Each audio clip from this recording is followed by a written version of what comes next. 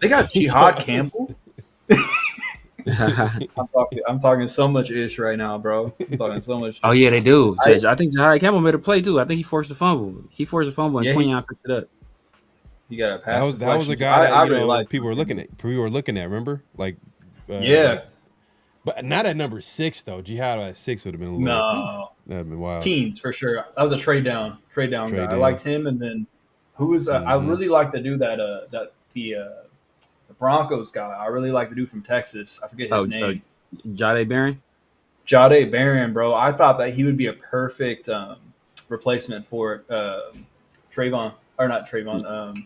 Nate. Trayvon Warwick. Yeah. Okay. But say he played nickel. Yeah, he played nickel corner, and I think he played safety too. So he was like super versatile.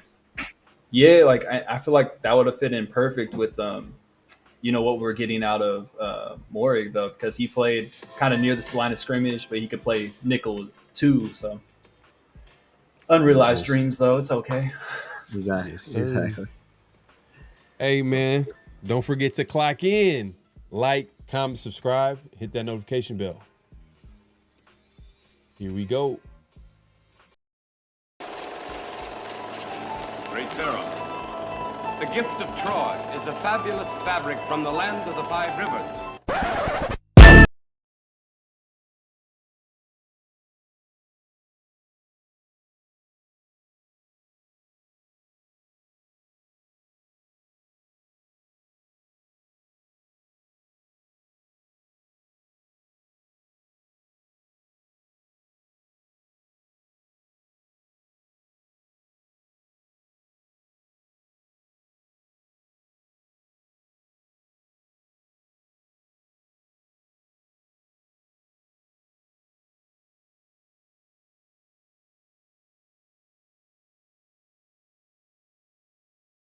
He's gone! 10-5 touchdown!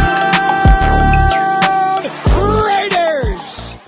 2 years ago, when we came to Los Angeles, I really believed that the greatness of the Raiders would be in its future.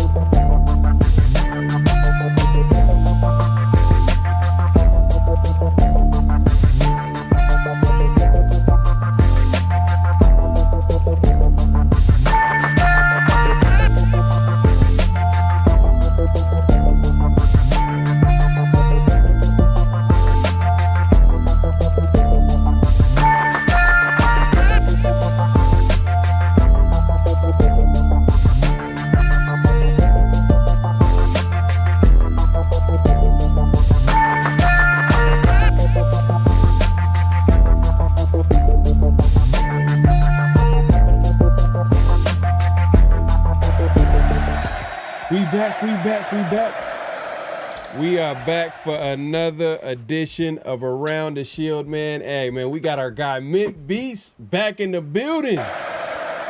What's good, y'all? Thank you for having me. What's up, nation?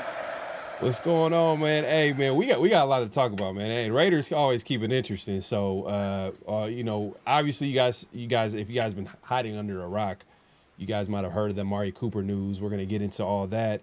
Mark Davis was able to talk to the media, or I should say, Raiders media. Had a sit-down podcast interview with Baron Davis. That was so random. Baron Davis is their new podcast host of Talk of the Nation. I forgot who is it. Who was it before? One of your favorite. That kid from Oregon. What's his name? I forget his name. Nah, it wasn't him. It wasn't him. It was like Sydney Scholes or something. Sydney Scholes or something like that, right? Like something like that. No. She was host of like the regular Raiders media, like where they're breaking down, whatever happened. Yes. Sibley. Yeah. So for their first episode, they had Mark Davis, talk to the media or talk to him, and it was a decent conversation, especially the part about Tom Brady. And we'll get into that. Yeah. And then Raiders versus Patriots, man. The Raiders Patriots play this Sunday, man. Week 1, we're here, so we're gonna get into that matchup. And we had a chance to talk to Locked On Patriots host Nick Cattles. So definitely tune in for that. We're going to go ahead and play that interview, and we're going to get into that. But before we do, man, salute to everybody pulling up. My guy Mark, man, holding down the chat. One of my mods in the building. Oh, man, hold on. Let me hook you up real quick. Let's see. Welcome to the show. Just a friendly reminder, clock in, subscribe, and hit that bell for further future shows. Hey, man, it's really that simple. My guy Mark, man, appreciate you coming through and supporting, holding down the chat.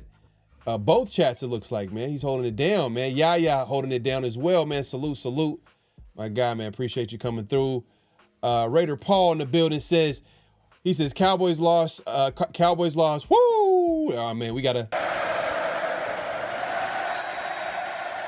It's funny. I don't really hate the Cowboys. That's not a team that I hate. It's more so like maybe like the fans might be like annoying and stuff like that, but I don't really hate. The teams I hate, you already know the teams I hate, man. Broncos, the Chiefs. The Chiefs, I hate them with a passion. And then the Chargers, obviously. Those are the teams that I hate. And growing up a little bit of 49ers. I'm leaving out the Patriots, too, for years. Whew. The Patriots, I hate them. Especially after that fumble. Like, I held on to that for a cool minute. I despise the Cowboys. The Cowboys? I hate the Cowboys more than I hate any. The Cowboys and 49ers I hate more than any teams in the league. Like, those are my top 2 most hated teams in the league. Like, it's not even close. It's Cowboys by a mile. Then it's the 49ers, and then it's like the teams in our division. Like, but that's crazy. I hate those teams. Like, bro, I hated the 49ers more than the Cowboys, man. The 49ers, you know what it is? Because being in the Bay Area, it's just that they were there. It was a little bit of rivalry between the fans. I don't think the teams, maybe the players really cared about it. I don't think, not as much as like the division rivals or whatever. But Mint, like, what were teams that you grew up hating? Oh, hands down, the team I hated the most, like, this is pre-Patrick Mahomes era too, but it had to be between the Chiefs and the 49ers for sure, because I just couldn't stand the Terrell Owens, who was a quarterback. He actually ended up with the Raiders later on in his career. That era with Andre Rison? No. The quarterback, Jeff Garcia. That era of the 49ers, I could not stand, bro. And then the Dante Hall Chiefs, like, oh my goodness. I had a cousin that was a Chiefs fan. He would give me the work every single time, but Dante Hall on Madden. And I don't know why I knew people that were Chiefs fan. Like, why did I have to know these people? But I actually did. For reals. And they used to talk the most trash, man. Like, I remember, man, this is around, especially around the time where, Denarius Moore, Jacoby Fords, and I remember it was a Chiefs fan. He was like, man, your receivers only run one route. He just kept saying they only ran one route. It was funny because they literally ran like deep routes, like especially Denarius Moore, like a lot of his like big plays. But it was just funny. But he used to get me mad, especially when they used to win. It was just like man, I hate the Chiefs. But yeah, I mean the Cowboys. I mean it's just more from afar. Like why do they talk about this team? I don't really care about this team, but it's really not. But a lot of people do, man. Look, Daryl over here saying the Cowboys lost Parsons. Yeah, I mean they did. They did. I don't even know. Severe, I know you was keeping track. Like, how many sacks? I don't know if you see how many sacks they had. Because there was, I'm sure. Oh, I think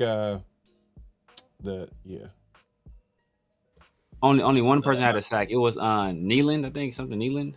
I think it was. So like that's like none of the big people, none of the big names. Clean Clark, yeah, I don't think he did a whole bunch in this game. Mozzie Smith was out, I believe, so that was like the other like young DT that was supposed to be like an impact player. So, but they did well against Saquon. Saquon really didn't get off. Yeah, they got 5 tackles for a loss tonight, more than the Eagles defense. But I mean, the Eagles lost what's his name early on in the night though too. So, but I mean, 5 tackles for a loss. I mean, that's not bad against a run dominant team. Yeah.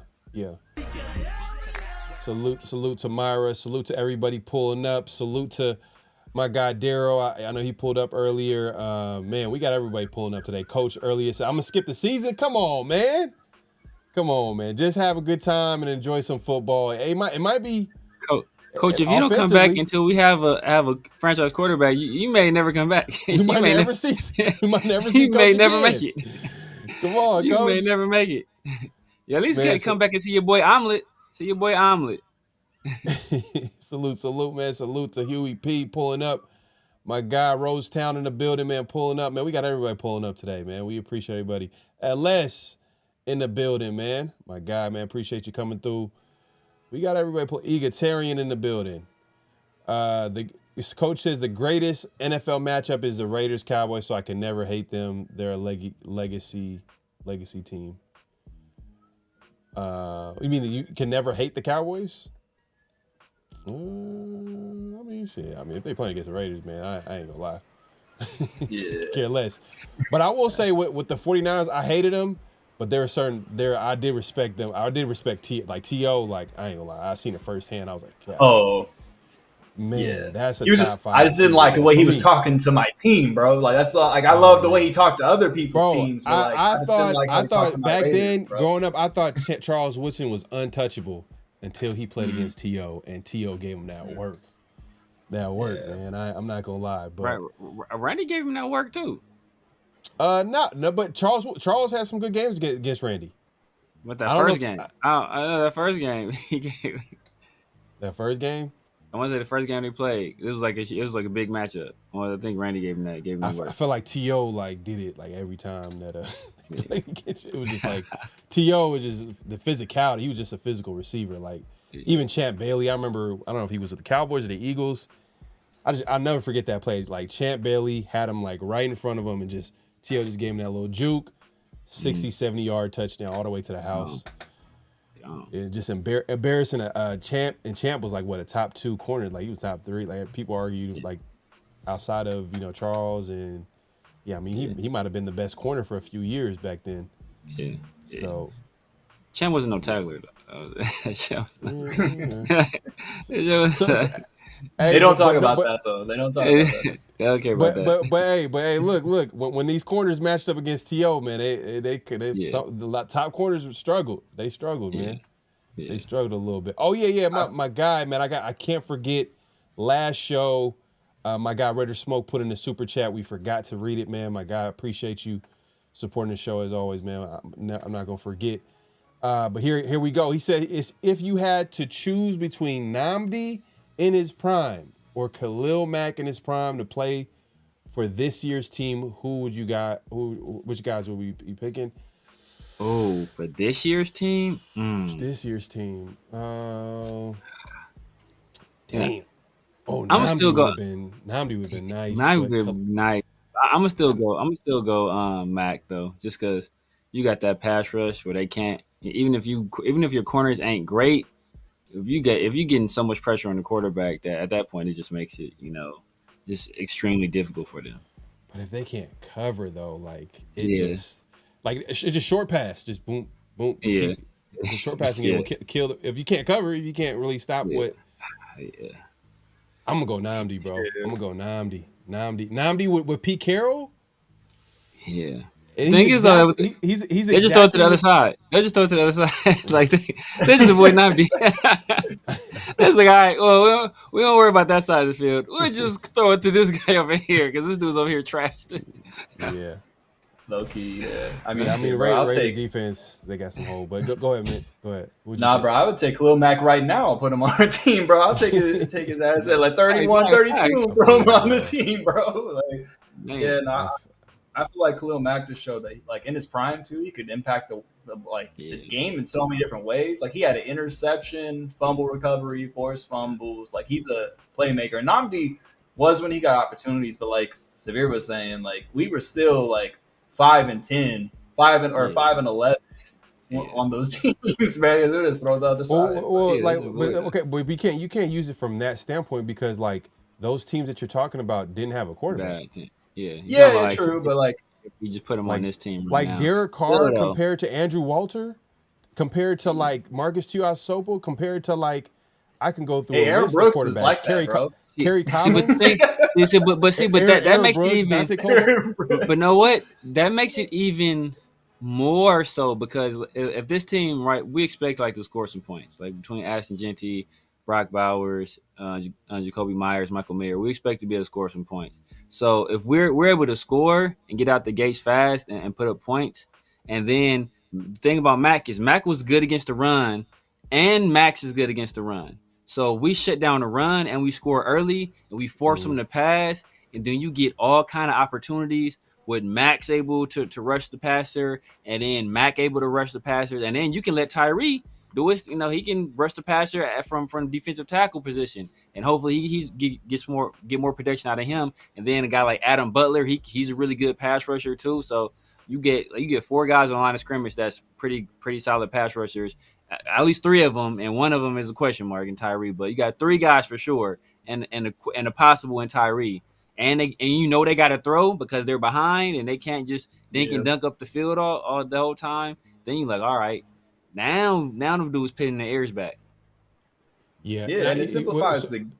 Yeah, I was gonna say real quick, it simplifies the game for the corners too, because it's like if you don't have more than like 2 seconds to throw the ball on, you're playing from behind. You know, you're sitting on everything beneath. You know what I mean? So like your young players the keys kind of shift a little bit instead of like, oh, I have to stay on top of this. Like you can be a little bit more aggressive with the underneath stuff. But yeah, bro. I mean, Khalil Mack, Max Crosby, it's just that's crazy. I feel you. You guys are doubling it down on the strength. I'm like, let's address this weakness. You know what I mean? It's a huge weakness. And when you have a number one first of all, there's not a lot of shutdown corners. There's not. So when you have that, like you have something that not a lot of teams can have. So everybody in that secondary kind of drops down a little bit. Like they don't have to play. There's not gonna be a whole lot of pressure compared to if you had like a number one corner. I don't know. I'm looking at just kind of like addressing a big need, but you guys are doubling down on strength. I'm not mad at it. You know what I mean? But I just feel like if we had a number one corner, then it give you a little. It just feels like it would be a little bit better. Maybe playing defense. I mean, I don't know. Like because I just feel like if we play a good quarterback, it's still, I don't know. I think they would be able to attack this defense, even though I get it. Khalil Mack and Max Crosby, the big names, great players. Yeah. But I just feel like at the end of the day, like if we played a good quarterback, they'll be able to like attack us just because who do we have to stop? Well, and maybe, hey, look, week one, we might find out that Darian Porter or Eric Stokes or, some of these guys stepping up, maybe we find out that they are at least decent. Okay. You know what I mean? But as of right now. He's going to leave Kyle Blue Kelly at the conversation. Oh, yeah, Kelly, man. I forgot about him. Hey, look. Leave Kyle Blue Kelly at the conversation. I forgot about him. My bad. I the starting cornerback. No one's seen that coming. But he is. Hey, Las Vegas is on. Yeah, exactly. Yeah. I think he went to Bishop Gorman too, right? And to keep it real with you, yeah, I think so. Just to like, I guess this probably would help y'all point. I mean, Khalil Mack we can argue that Khalil Mack's a better player than he's a better player than Max Crosby. Oh yeah, for sure. Khalil Mack's a Hall of Famer, like right now. Sure. Yeah. But he wasn't the best player in his draft though. Who was in his draft? Mac? Yeah. Aaron Donald. Oh yeah, for sure. Oh yeah, man, I remember I wanted out of Pitt too. I remember I wanted us to trade back and get Aaron Donald too. Yeah, Aaron Donald, like he was the best. Huh? Like he was best defensive player for years, bro. Yeah, for sure. Aaron Donald for sure. He's like top 3, top 1, not top 3. He's top. He might be top 5 defensive player all time. Maybe. He's close. He's close. He's a monster. He's close. Bro. He's a monster, man. But hey, Smoke, man, appreciate the super chat. My bad, but we definitely. I go with Namdi. I obviously Mint and Severe. We'll go with Khalil Mack, but I wouldn't be mad at both. Like it's just tomato. It is what it is. But yeah, we appreciate it. But Egalitarian says Kansas City Chiefs and Patriots. Yeah, that's a good one. I ain't mad at that. I'm not mad. That's a good one. And you know what? To be honest with you, you could answer this in different eras. Because I'm not going to lie, Marty Schottenheimer Chargers, I hate them with a passion. And then you got the Mike Shanahan Broncos because the coaches hated the Raiders. And it made me hate them even more. So it just hated the Broncos even more. And then the Chiefs, obviously over the years, man, come on. If you go by that, the Brett Favre Packers, I hated. I hated Brett Favre. It's like I just hated his face. I hated how he played. I hated his accent after the game. I just hated Brett Favre with a passion. I hate the damn. Then he did like Gene commercials. I hated his damn commercials. I just didn't like that dude. Period. And I hated that John Madden was be glazing this dude to the utmost. Like, oh, Brett Favre. Like, John Madden, shut your ass up, bro. Call the game. Like, it's every time Brett Favre did something. Oh, Brett Favre. It's like, man, come on. Severe was early to the Brett Favre hate party, bro. I feel like a lot of people are now with you. Now. Oh, for sure. Now. Salute to Visa. Severe been a man on fire lately. Salute. I respect the honesty. Other Raider pods tend to gaslight the fans. I just gotta keep it real, man. Hey, sometimes honest, I'm right, sometimes I'm wrong, man. But you always gonna get my 100% honest opinion.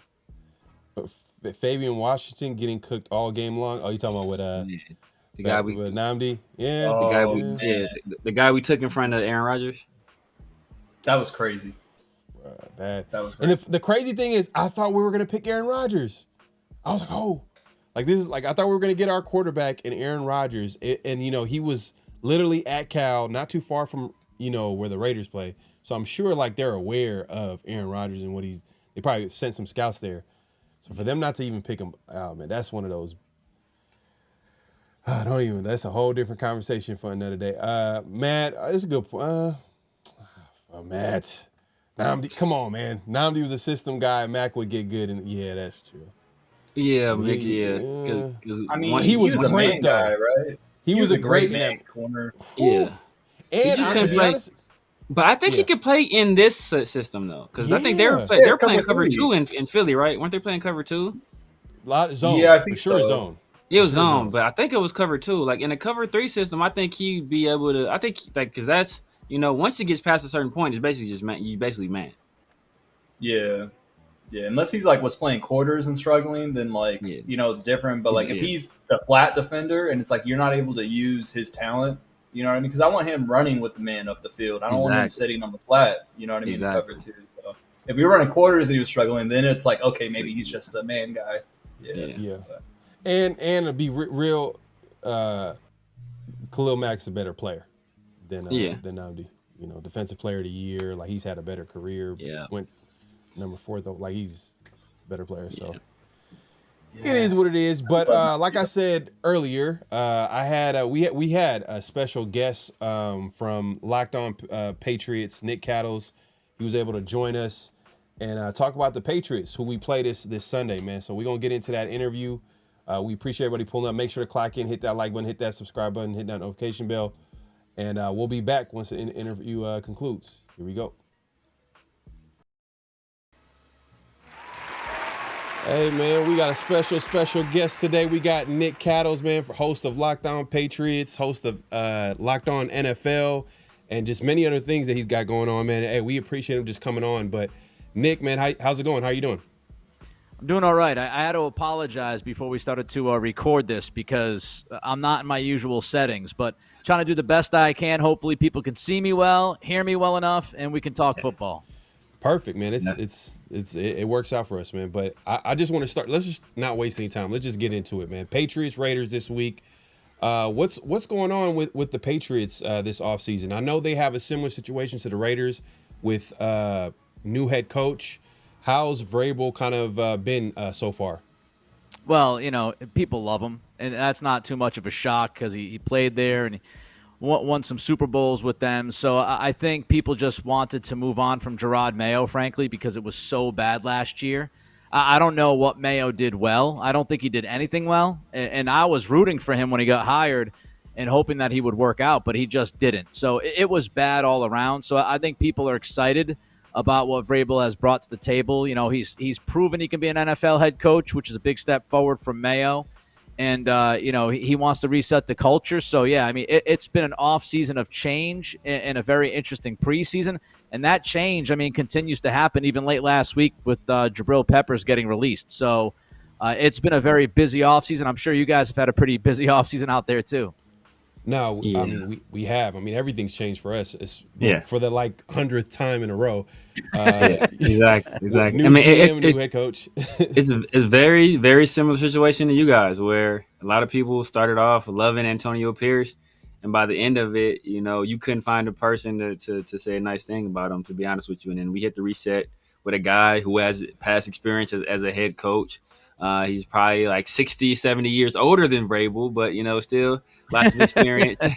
And, he's on that same thing where he's, the job is to come in here and reset the culture. And much like you guys, you guys got rid of Jabril Peppers, who, from what I've been hearing from Patriots fans, a lot of Patriots fans loved him.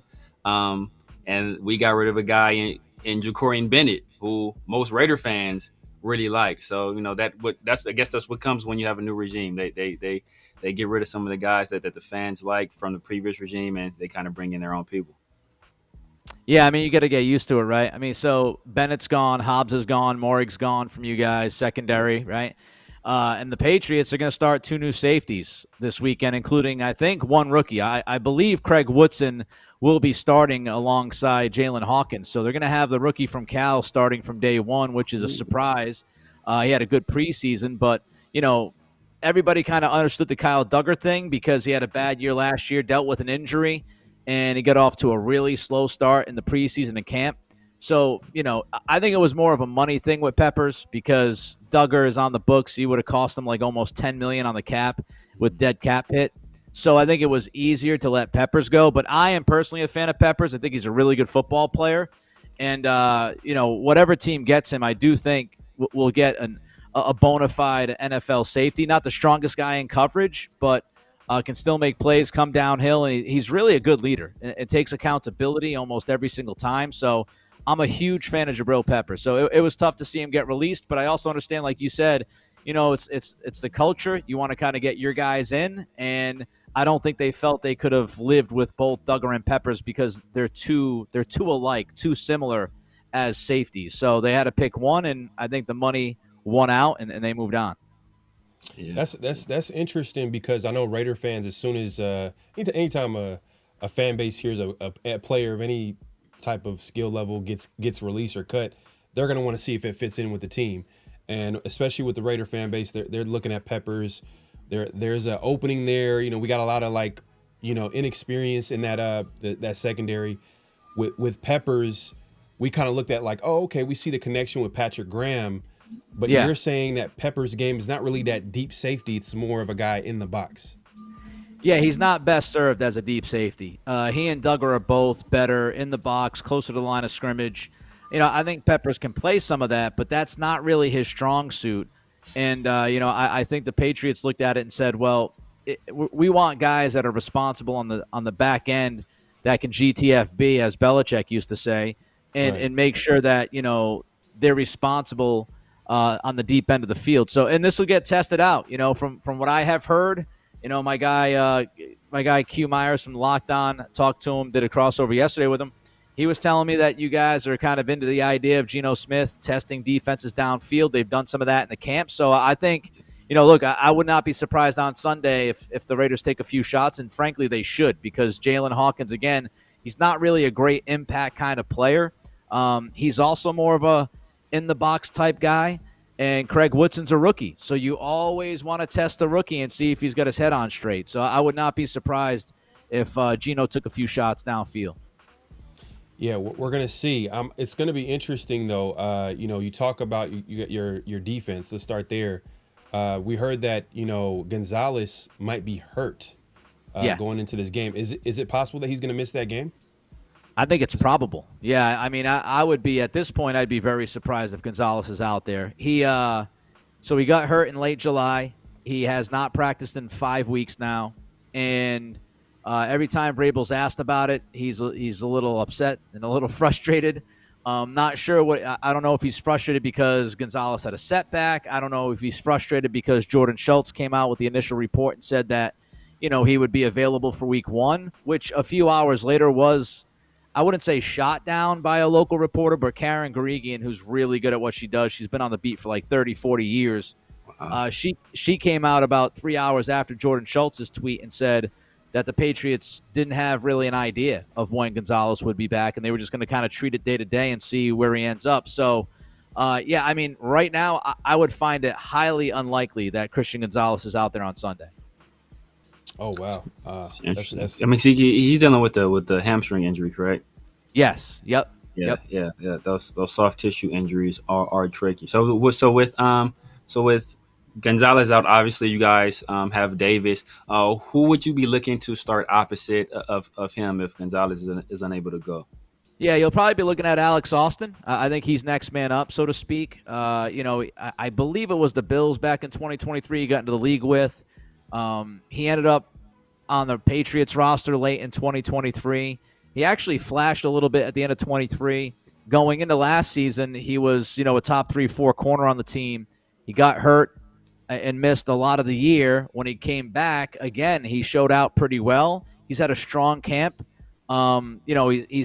He's looked pretty good. Obviously, he is far from Christian Gonzalez, but I would say he's not a complete loss. He's competitive. He's pretty strong at the point of attack. We'll play some physical football from the corner spot.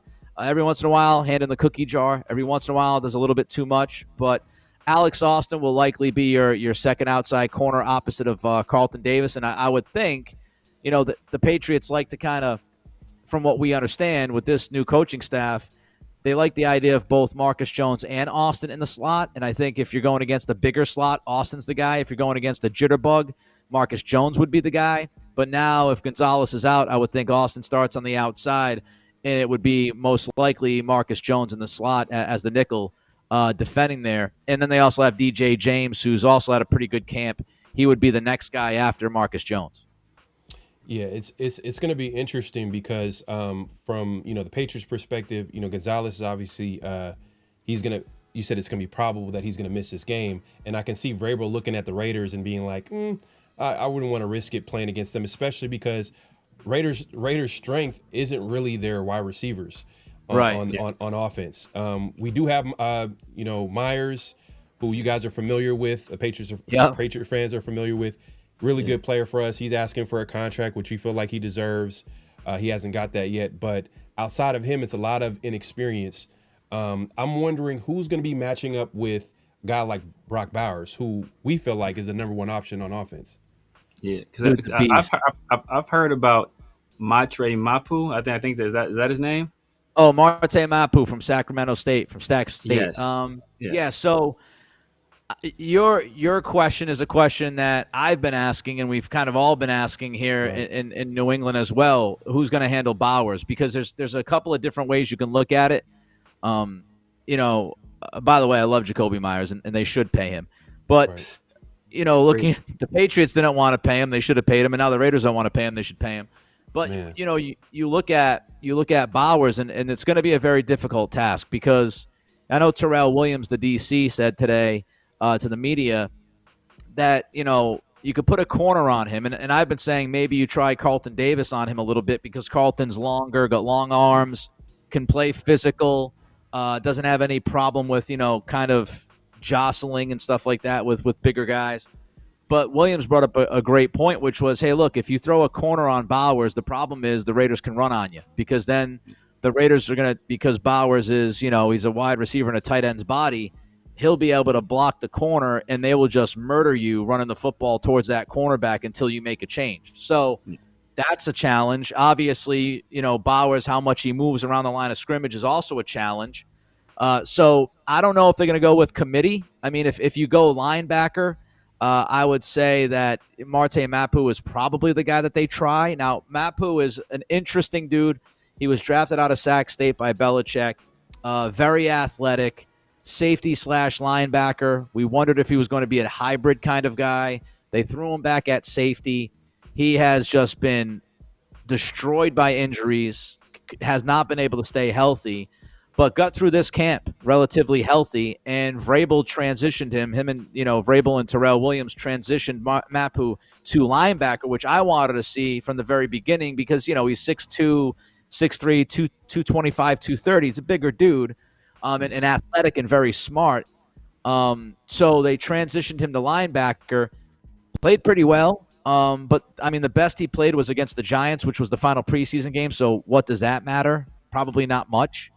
But Mapu's probably their best cover linebacker. You guys know about Robert Spillane, who took that step back in coverage in 2024 with the Raiders last year. I thought I saw something like the passer rating against him was like 111 last season. Yeah. So I don't know if they want Spillane matched up against Bowers. Christian Ellis is their other guy who I believe the Raiders try to sign in the offseason and the Patriots match the offer. Right. Ellis is raw. He's a good athlete, but he's been beat in coverage a couple of times. So if they go linebacker, I'm guessing it'll be Mapu. If they go corner, I would imagine it's going to be Davis. They might go with Austin. And then you've got Craig Woodson, who is very interesting. The thing about a Vrabel defense is they love versatile safeties, and they love deploying their safeties in coverage and moving them around. And Woodson during the preseason, especially for a rookie, had a lot on his plate. They had him moving all over the place, doing a lot of different things. So I wouldn't be surprised if it's committee and everybody I just named gets a swing at him because you guys know, it's a tremendously ridiculous challenge in what he brings to the table. Man, year one, man, he looks like the best tight end in the NFL, arguably, And I'm crazy good. I know that's coming from a Raider fan, but man, he put up like historic numbers year one. Nah, I mean, men lie, women lie, numbers don't. I mean, he's what he's done has been terrific. And I watched him at Georgia. I watched a good amount of college football, and I mean, he was a beast in Georgia. So I just think, he's a really good football player. He's a matchup nightmare for, I'd say, probably 95% of defenses in the league. And so I think if you go in, if you're the Patriots, you say to yourself, we're probably going to give up a couple of plays to him, but you can't let him go for 150 and 2 touchdowns. Man, I think Chip Kelly's hoping for that right now. He's going to be game planning for that. Just letting you know right now. Exactly. But let's get to the you got a question, Sabir? Yeah, a question. I mean, we talked about rookies. Everybody knows you guys have a rookie, or 2 rookies actually that I'm partial to. I said it was documented early in the process. I identified Travion Henderson as my favorite running back in the entire draft class. And the only reason he wasn't my number 1 running back is because he had a previous foot injury at Ohio State. Yeah. And then Kyle Williams was another guy who me and Pharaoh both like, hey, man, Kyle Williams, this guy could be a problem in the NFL. So like how have those guys looked in camp, and how do you think they will be deployed in this week 1 matchup? Look, Travion has been spectacular. He's been unbelievable from day one. He's been an impact player, joint practices, regular practices, preseason games. His first touch in the preseason, he took it to the house in a kickoff against the Commanders. He's been impact, and I think he's going to be a big part of this offense. I don't think they're going to give him 20 touches a week because of the history there, and he proved last year at Ohio State that he's better as part of a committee with Judkins.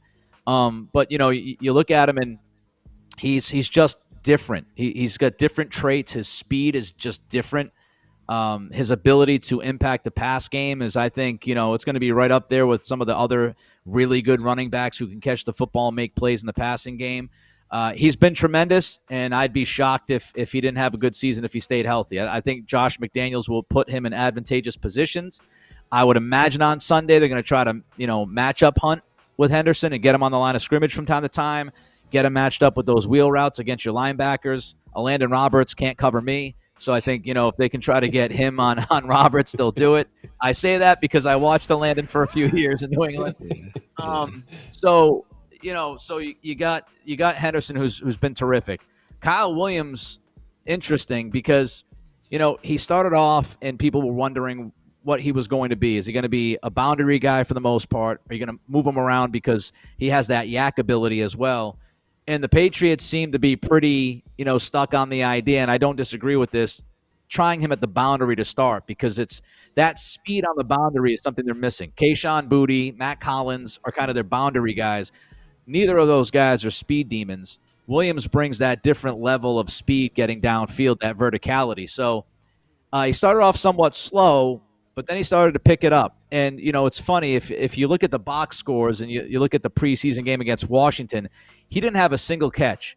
But I will tell you, it was one of the best preseason games I've seen a wide receiver play and not have a catch. His first opportunity, he absolutely smoked the guy at the line of scrimmage and was wide open on a slant for a touchdown, and Joshua Dobbs threw it up and behind him by 5 feet. Just terrible throw by Dobbs. And then later in the game, a series or two later, he beat his man twice downfield, had a step, if not a step and a half on him. The first one was an underthrow by Joshua Dobbs. I think you guys are going to pick up on a theme here in a minute. Yeah. So Dobbs throws him.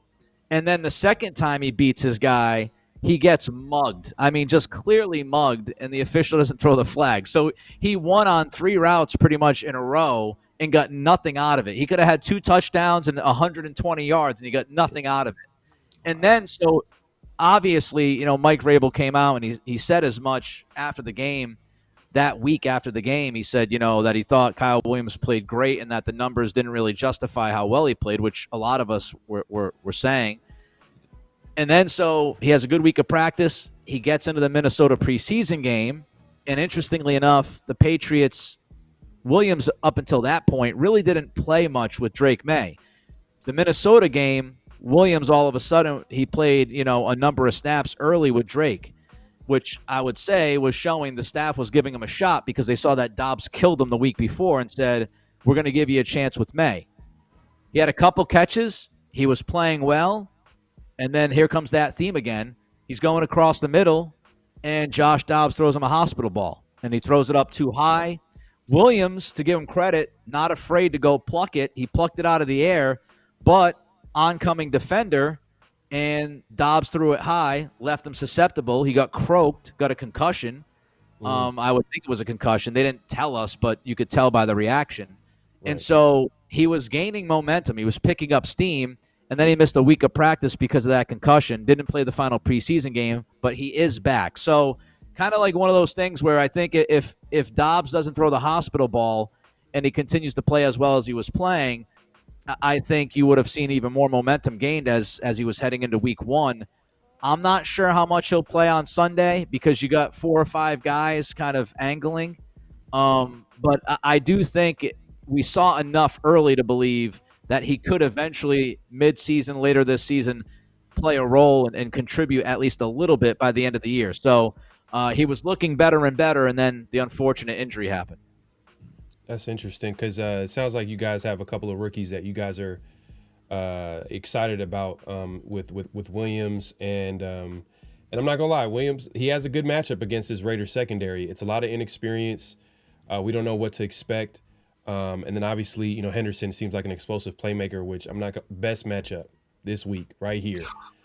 with the linebacker, it just, I don't know who's going to be able to cover him, in the pass game. But I wanted to get back to the defense real quick because I wanted to know, is this going to be a defense where they're going to be blitzing a lot, or are they going to be relying on their front 4? Because I'm looking at this defensive line, and you guys, Christian Barmore, Milton Williams on the inside, and the quarterbacks, the worst type of pressure for them is in the middle. So what type of defense are we going to be seeing on this season, or especially against the Raiders this Sunday? Yeah, I mean, you mentioned the pressure up the middle. One of my concerns, I was talking about it on a podcast today, is Adam Butler. And I think Adam Butler kind of gets a little overlooked, but I was looking, 16th in pass rush win rate last year, 6th in run stop win rate from the interior defensive line. So analytically, Adam Butler had a good year, and of course, I remember Adam Butler with the Patriots. Another, these teams swap players like constantly. But so I bring that up because Garrett Bradbury was atrocious last year in pass protection for Minnesota.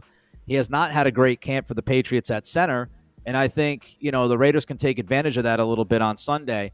To flip it though, to answer your question about the Pats' interior defensive line, Milton Williams has been okay this camp. I wouldn't say he had a great camp. He's been good. He's been fine. I don't think he's popped as much as you would hope he would pop with the contract that he got. Barmore had a tremendous camp. The one thing about Barmore is obviously coming off the blood clots. They managed him heavily in camp. Like he only did one joint practice against Minnesota. He didn't play any in the preseason games. They really, really managed him. It was like NBA, load management style with Barmore. So I don't know how many snaps he's going to play on Sunday. I'm sure he's going to play, but he could end up playing 25, 30 snaps. We'll see. I don't know. And then, of course, you also have to ask the question about snaps with Williams. He played less than 50% of the snaps last year with Philly because I don't think they were in love with his ability to stop the run. So how many snaps are those guys going to get? We'll wait and see. I do think both of them together is a problem for interior offensive lines, especially when you talk about pass rush. I do think they will be able to get to the quarterback when both those guys are in there. Landry's looked really good. And people really didn't know. Everybody was wondering because he had a down year last year analytically with Tennessee. And, you didn't know if it was scheme. You didn't know, he also had, I believe, an ACL a year or two ago. So, had he lost that step, he's had a really good camp, and his first step has looked really good. So we'll see if that continues in the season, but he had a good camp. But I'm going to tell you right now, the guy who I think Don't really – yeah, don't say it. Who really surprised people, who had a terrific camp, who leapfrogged multiple guys, was Caleb Chase-On. God damn, he had to say it. He was. I'm sorry, but I mean he has been very impactful. Keon White, I think people thought Keon was going to get the shot. He did get the shot for the first few weeks of camp. He was opposite of Landry. And then the final week and a half of the media open camp, the last week and a half or so, Chase-On leapfrogged him, took over, and now it looks like it'll be Chase-On starting opposite of Landry. And Chase-On has been just, again, I'm sorry to say it, but, I mean, if you're just going off camp, he might not – I don't know if he'll do anything in the regular season, but his camp, he was constantly in the backfield, constantly a problem against everybody he faced. So – Chase-On had a really good camp. You could argue Chase-On had the best camp of any defensive player they had, in camp this summer. Wow. Because he was a hidden gem last year. We picked him off the street, and he was able to get I think about like 5-6 sacks for us. I'm like, wow. And this is with Max Crosby going down, and some of the guys on defensive line going down, and he was able to pick up the slack. But he just got caught in that. He just the regime change stuff. Yeah, man. You know what it is. It's like a new regime comes in, they want their guys in, and then the guys that played well or we feel like played well, they're going to get lost in the shuffle, which sucks, man. But sounds like the Patriots are going to be capitalized on that, which is going to be tough because. Oh, and by the way, to answer your question about blitzing and all that, they're aggressive. Creeper pressures, you'll see that kind of stuff. Simulated pressures, they'll do some of that. They'll send, linebackers from time to time. They enjoy sending safeties and cornerbacks down through that slot. So you'll see that. I don't know if they'll be blitzing like as much as Patrick Graham last year. I don't know if they'll be hovering around the top 10 in blitz rate or anything. But I do think, they're completely – this defense is completely different than a Bill Belichick defense. A Bill Belichick defense was the old bend, don't break. If you want to kill us, it'll be death by 1,000 paper cuts. We're not going to give up big plays in a short amount of time. Our pass rushers are going to be super disciplined and not get too far downfield and lose their ass. Whereas Vrabel and Terrell Williams are pin your ears back, full speed ahead, play fast. If you give up a play, come back and make a play. So it is a completely different. It's a completely different approach defensively than what New England has looked like for the last 26 years. Man, so sounds like an aggressive defense from what. Yeah, they're going to be aggressive. I don't know how much they'll blitz. I don't know how much. I don't know if it'll be overwhelming, but they are super aggressive. They want their defensive line to get after the quarterback. They want their guys to get downfield and attack. They want, Terrell Williams, his favorite word is violence. You play with violence. He stresses that all the time. So yeah, they're going to be aggressive and they're going to play fast for better or worse, because I'll tell you, I do think you guys will be able to make plays, and the Patriots have had issues against tight ends all camp long, which obviously scares the crap out of the Patriots fans. Yeah. And they've had just a terrible time with screen passes all camp long, screens to running backs, screens to tight ends. They've given up big play after big play against screen passes. And so I think, I would imagine Chip Kelly will have something drawn up there from time to time to try to attack on screens and try to attack the tight ends, especially with my guy. I'm a Notre Dame fan. My guy, Michael Mayer, who needs to get it going this year for you guys. I think you will. So do you think your susceptibility to the screen passes, is that in part due to the aggression that Vrabel and the DC is asking the players to play with? 100%.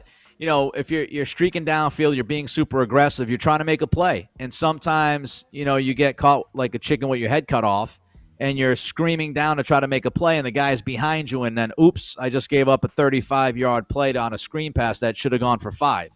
Kind of a similar situation and conversation we have about Drake May. Drake can extend plays. He can play off, he can play off platform. He's got, a strong arm. He's a good athleticism. But sometimes, there's that balance where you try to do too much, and that's when you run into mistakes. So kind of the same thing with Drake as you see from some of the defenders, where you try to be a little bit too aggressive, you try to do too much, and it bites you instead of helps you. But do you take that? Because sometimes Drake will throw, a 50-yard bomb downfield off one leg as he's curling to his right on a bootleg and throw a perfect bucket throw to a guy downfield for a touchdown, and you go, well, you don't really want to take that out of the game, so it's tough. Right. Well, last but definitely not least, let's just get into real quickly. Josh McDaniels, the return of Josh McDaniels. The Patriot terrible fans, head coach. Terrible head coach. But you guys haven't experienced that because he's been a great OC for the Patriots for all of his career. If you look at the statistics. And now he's back at his familiar role as offensive coordinator for the Patriots. What does it look like on offense? Because I know that first year for the Raiders, albeit it was at head coach, there was a lot of adjustment for the Raiders back in 2022 with Derek Carr. And I know Devontae Adams was quoted to say this is one of the hardest offenses because everything was on timing and chemistry and just being on the same page. Do you see a struggle there on offense for the Patriots, or has it been smooth sailing with McDaniels running the show? Well, I'll tell you, I did radio in Sacramento a couple of years ago for about a year and a half before I had to move back east for some family reasons. So I was one of the lucky ones to have to watch Josh McDaniels every week as a head coach with the Raiders. Didn't go well. As far as his offense with the Patriots, I think, first of all, there are some tweaks to the run game I think he's making. In camp, they've run a little bit more outside zone than McDaniel's offense has really run in New England. So I wouldn't be surprised. That fits Henderson. It fits Antonio Gibson. Not the best fit for Ramondre Stevenson. But I think they'll kind of go back and forth with some gap runs and some duo with Ramondre, and then mix it up with some outside zone with some of the other guys. So that's a change that he's made. I would say that, Drake May seems to have picked up the offense well, which is a relief. There hasn't been a lot of miscommunication between he and the receivers. There hasn't been a lot of, what happened there kind of throws. There was one to Pop in the second preseason game against Minnesota, but that was more on May than it was on Pop Douglas. So, I think there hasn't been much complaint about, wow, they're not really picking up what he's putting down. And I know from 2021, I thought 2021, and it's probably why he got the Raiders job, I thought that was one of his best jobs coach in his NFL career. He had Mac Jones. Yeah, Mac Jones in his rookie season, but they also had all these new parts guys. I mean, they went out in free agency. They had Hunter Henry, they had Jonnu Smith, they had Kendrick Bourne, they had Nelson Aguilar, they had a rookie. All those guys were new to the offense. They drafted Ramondre Stevenson. He was new to the offense. They drafted Mac Jones, rookie quarterback. He had all of those new pieces, and, it was Mac's best year. And the offense was, I wouldn't say great, but the offense was good enough given the circumstances. And I think Josh is handling it in a very similar way as he handled Mac Jones. And, Drake had talked to the broadcast team locally and during the final preseason game. I forget which McCourty it was, but Devin or Jason ended up saying they were on the broadcast, and they said they were talking to Drake. And Drake had mentioned to him that last year, Alex Van Pelt wasn't really in his helmet a lot at all. He would just, he would call the play and then he would lay out and he would kind of let Drake kind of hang out there, which is just amazing to me. As a rookie. Yeah, as a rookie. So Drake was, he was sharing that anecdote and he said, Josh, he's in my ear up until, the very last second that he can be. And so that's what Josh did with Mac in 2021. So I think Josh is going to talk him through it pretty much almost every single snap and slowly kind of lead him to, all right, you can do this on your own, you can do that on your own. But there hasn't been a lot of, there's miscommunication. These guys don't know what they're doing. I think, Stephon Diggs is a very smart guy, and he also worked in Brian Daboll's offense, and Brian Daboll is from the Patriots, similar system. So I think Diggs didn't have much of an issue picking it up. Hunter Henry has already been in this offense. Austin Hooper has been around Josh McDaniels before, so I don't think that was a big deal. Stevenson's been with him before. So, you had enough there of guys that have some kind of experience in either McDaniels' offense or something very similar where it didn't feel like it was, kind of a shock to the system, so to speak. It sounds like the run game is going to be like a strength on the Patriots offense. Is there anybody in the pass game that, obviously Diggs, but Diggs hasn't looked like the last few years hasn't looked like the Diggs of old. Do you see a Diggs being the same number one guy that he was with Minnesota, or is he kind of like on the decline or more of a veteran in that locker room, more so than a guy that's going to factor in the pass game? Yeah, I wouldn't say he's a 1. He's not a 1 anymore. He's probably a 2, if not a 2B. He's not gonna make a lot of plays downfield anymore. It's not really his game. But he can still, Houston before he got injured, he could still eat in the short to intermediate areas. So I think, anywhere from 7 to 15 yards, I kind of think he can do some damage there because he's still a really good route runner. Yeah. And, I think he could still get open against most, corners. So I just don't think he's going to be that guy where it's, wow, he just put up, 175 yards and 2 touchdowns. I think he's more of the 6 catches, 70 yards type guy when he has a good day versus being that explosive guy that he was in Minnesota and Buffalo before Buffalo said, see you later. So I see him more as a 2. Pop Douglas is a very interesting receiver. I think he's going to do really well in this McDaniels offense because he's excellent in short area. He's got incredible agility. He has a knack to get open.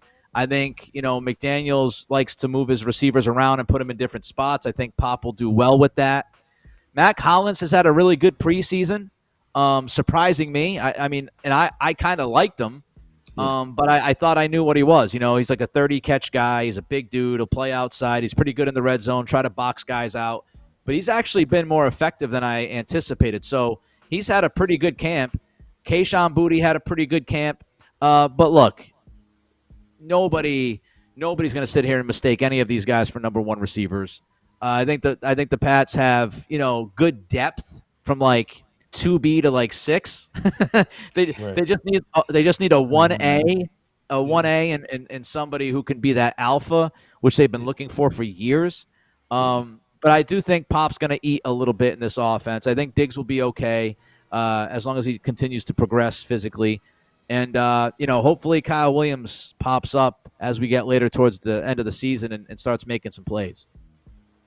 Man, we'll see, man. It sounds like it's going to be a great matchup for this Raiders defense because we're not super confident going into the season with the depth that we have on defense, but the Patriots also got some things to figure out, but we'll see, man. It looks like it's going to be a good game. And Nick, man, I know we're short on time, so I really appreciate you kind of coming in and talking about the Patriots. If you want to let the people know where they can find you and all that good stuff. Yeah, before that, can we get a score prediction? Can we get a score prediction? Let's do that. Yeah, I forgot about that. Go ahead. Get a score prediction. I'm going to stick with the one I've been saying. I'm not confident in it. It's week 1. I have no idea what to expect. I got Patriots 27-23. Would not surprise me if it's Raiders 27-23. I think it's going to be a close game. I think both offenses will be able to move the football, and I think both offenses will have the ability to have a couple of big plays. I think there's some holes in both of these defenses right now. I might adjust this depending on what happens with Will Campbell, because Will Campbell apparently popped up on the injury report today with an ankle. He was limited. And I'll tell you right now, if they don't have Will Campbell at left tackle, can I swear on this? Go ahead. Shit show. If Will Campbell is not playing left tackle, absolute shit show. Fadarian Lowe will be out there. His name rhymes with it. If Will can't go, this team has, paper thin depth at tackle. They just brought your old friend Munford in and put him on the practice squad. They're trying to figure out depth at tackle. So if Will Campbell's out, or if he's limited because he has some trouble, we saw it at LSU with speed rushers on the inside. If he has an ankle that's kind of holding him back and his mobility is tough, well, now McDaniels probably has to help him. And if he has to help him, he can't help Moses against Crosby. So I might change it if Will Campbell's gimpy out there or out. But I'll go 27-23 Pats. Locked On Patriots. You can find me. Also, Greg Bedard Patriots podcast with Nick Cattles. And for NFL fans, if you guys don't care about the Patriots, which I understand, I get it. I'm also doing Locked On NFL on Friday mornings. Locked On NFL podcast every Friday morning starting tomorrow. So that's where you can get me for now. Crafts and Kickoffs, I do a Thursday night live stream, drinking a beer, talking football. You can search that, Crafts and Kickoffs, if you want. But that's where I'm at right now. All right, man. Sounds good, Nick. Man, we appreciate you coming on. We'll see what happens this Sunday. All right, fellas. All right. See you later. Thanks, man. Man, take it easy. We back. Well, I was. You guys were back. I wasn't back, but man, great interview with Locked On Patriots host Nick Cattles. Man, appreciate him coming through. Gave us some good information, good intel on the Patriots. I feel a little bit better on offense, especially going into it with a lot of inexperience. We got Dante Thornton starting, but for him to tell us that, hey, look, like when he said, hey, like the Raiders should definitely test these corners, at least throw a couple of deep shots, because they're, with Christian Gonzalez being out this week, and I'm not gonna lie. It might be the Brock Bowers show on Sunday, because it doesn't sound like they have anybody that can hang with Brock. I mean, at first, maybe if Gonzalez was playing, maybe they have him follow him around. He's a big corner, but it's looking tough for him. So, that's a good thing for the Raiders for sure. But what's Mint like? What do you feel like going into this game? Like, what's the biggest thing that you want to see from this Raiders team on offense? First and foremost, great interview, y'all. I feel like that was really insightful as someone that, I haven't been paying attention to Patriots camp, and getting someone that's been, getting to the bottom of it like that. But after listening to the interview, I just feel like it's going to really start with us getting off to a fast start on offense and keeping that defense off balance, because, it's going to be difficult to run the ball, man, especially if Christian Ballmore's healthy. I'm just looking at their front seven, and man, Christian Ellis is I feel like he's a rising star inside at the linebacker position. We all know what Robert Spillane can do. Kenyon White, it's all right for sure, I guess. But Carlton Davis, he's a good corner. It's just, I think their safeties, like you were saying, I think their safeties, and then that opposite corner position with Christian Gonzalez likely being out is going to be where we can make our money. So I think this is actually a really great matchup for the Raiders if they can keep them off balance. Use our tight ends. If we're running 21 personnel a lot, or 21 personnel, like we could. Or is it 12, right? 12 personnel. 12. Yeah. Mm-hmm. 21 is 2 running backs. Yeah. 12 personnel with our 2 tight ends. I feel like we can bully these guys a little bit and make them make decisions as far as like their packages on defense, and kind of just take the game to them instead of us being like searching for answers. So I would like to see that on offense. And then defensively, man, I mean, if they don't have Will Campbell, I feel like it's going to be a long day for Drake May to get comfortable. But I think that this is also a great opportunity for our cornerbacks to come through, and it's kind of like easing them into the season. There's not a true number one on this team. You know, like Stephon Diggs, we all know unless Stephon Diggs is just giving these boys the work out of nowhere, you know, he's loving that he's feeling his off season, you know, all those boat trips with Cardi B got him feeling right. You know what I mean? Like, it's like unless that happens miraculously, it's like I feel like this is a great opportunity to get Darian Porter some like cycled in, like Pete Carroll's been saying, you know, and just kind of ease them into the season, because I mean, it's not going to be like this every week. We don't really have a corner that could handle a number one, in my opinion. But yeah, I think the game starts there. And yeah, we'll see, man. Yeah, no, definitely we'll see. I don't think the Raiders should forget about the run game, even though like that D-line seems like they got some guys up front that can probably maybe stop what the Raiders are doing in the run game. But if they just pass it every down, it's just going to make it that much easier for them to pin their ears back. Because if you hear, you know, Nick talk about how like their whole approach is like just super aggressive, and that means that the Raiders got to be ready for that short passing game, got to be on point, screen game got to be on point, get the ball out. Hopefully, you draws, know, maybe draws, for sure, definitely. But on defense, Severe, man, is there anything that caught your eye as far as Patriots defense? I mean, not Patriots defense, but like the Raiders defense as far as like matching up with their offense. What caught my eye immediately was that it seems like Stephon Diggs is going to be in the slot, and I think that's their best receiver, and that's like our weakest position at this point. So, you know, Stephon Diggs, like, you know, Jeremy Chin trying to I know earlier we were talking about releases. And we were talking about Devontae, but Stephon Diggs got some of the coldest releases in the game too. And, you know, I know he might have lost a step or two, but, you know, you don't lose that. You know, them releases still cold. So Jeremy Chin trying to get hands on that dude, especially he got a 2-way go.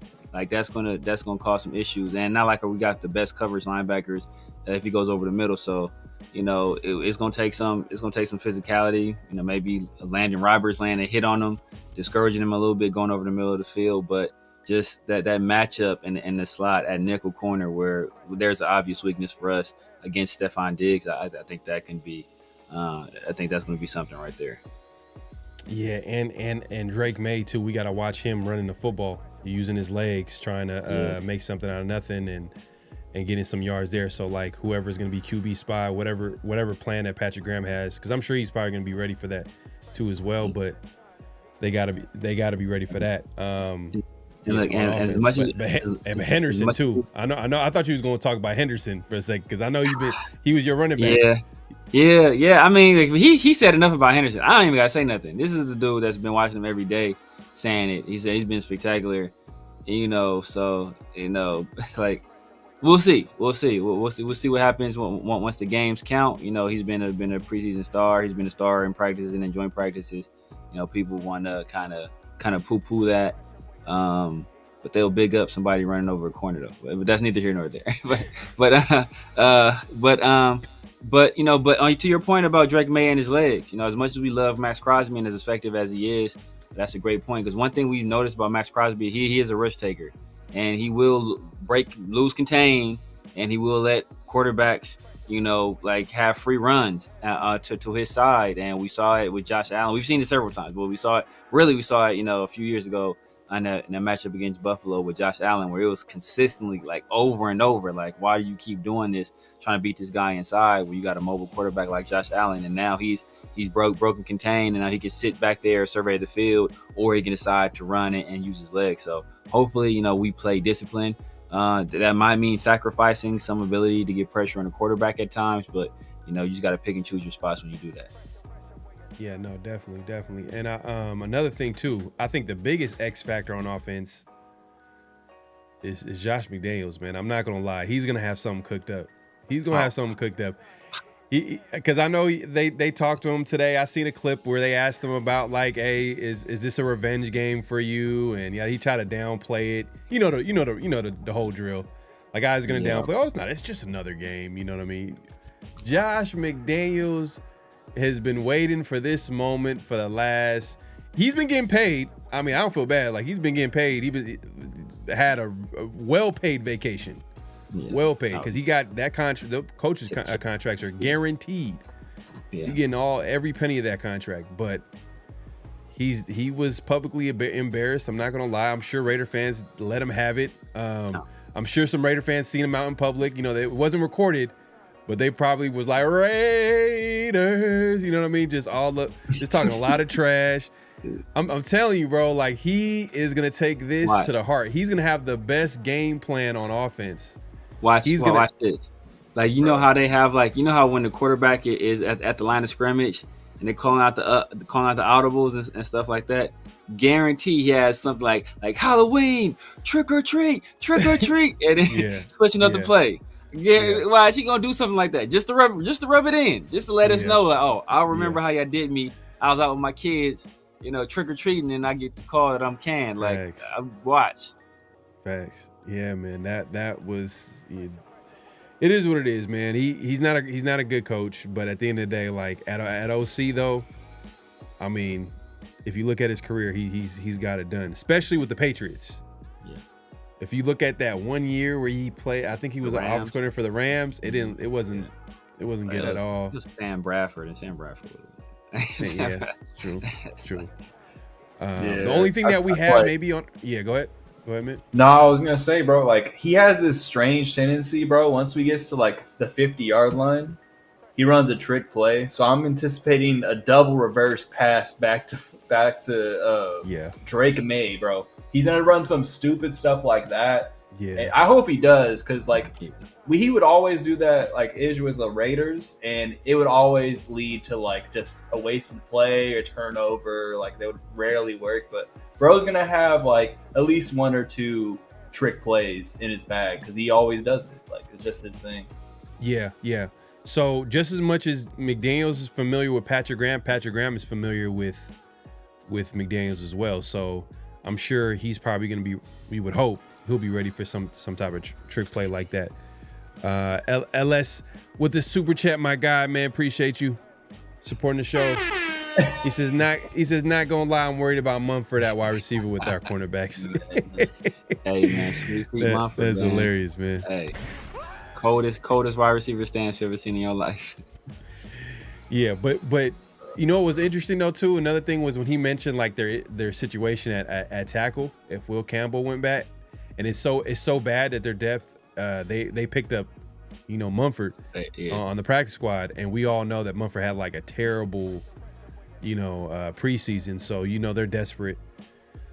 So that's gonna be interesting. But that's kind of the Raiders situation too, if you think about it. Like we don't have a lot of depth too as well. Like if one of our tackles go down, it's over. It's pretty much over. And like Thayer Mumford looked the best, I think, with Josh McDaniels. If there was any like bright spot of Thayer Mumford's career, I feel like that first year, him like being that like it was like the third tackle that would come on in like power running situations. I feel like he knows him a little bit more than our offense, or at least our offensive line knew what like worked for him, or maybe they just weren't willing to like put him in those situations. But Thayer Mumford's going to be like a below average to average backup player. It is what it is. And also, even if Will Campbell does play, I don't think it's going to be like, I don't feel like he's going to lock up like Coons. I don't think he's gonna lock up Coons. I don't think he's gonna even Tyree, bro. Like Will Campbell has short ass arms, bro. This is a perfect matchup for Tyree outside. You know what I mean? To get his feet right, just bull rush, long arm, see what you can do. Because I don't know. I feel like unless you're Joe Alt, I feel like there is definitely going to be an adjustment period. I don't know. I don't care where you're drafted, man, or you played in the SEC. It's like you haven't played against Max Crosby, you know what I mean, in the league. So, yeah, I feel like that's going to be – either way, it's going to be a challenge for them on the offensive line. Yeah, we'll see how it shakes out. It's going to be a good game. But, if you haven't already, make sure to clock in, hit that like button, hit that subscribe button, hit that notification bell. Let's get to the big news today, man. Let's get to it, man, because I know we got into the Patriots. We got to get that out the way. Let's just talk about it, man. Like Amari Cooper. Amari Cooper was signed. Was it a week ago? A week ago today? Was it 1 week? He didn't know that. But look, man. Hey, look. He was signed literally last week. It felt like, and.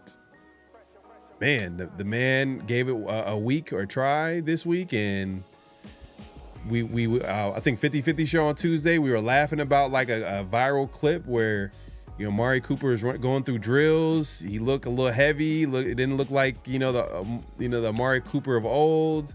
So we're kind of questioning. And shout out to Marcus from Tape Don't Lie. We had him here last year. He's talking about the film breakdown. I even dropped a clip or video from that live, so check that out.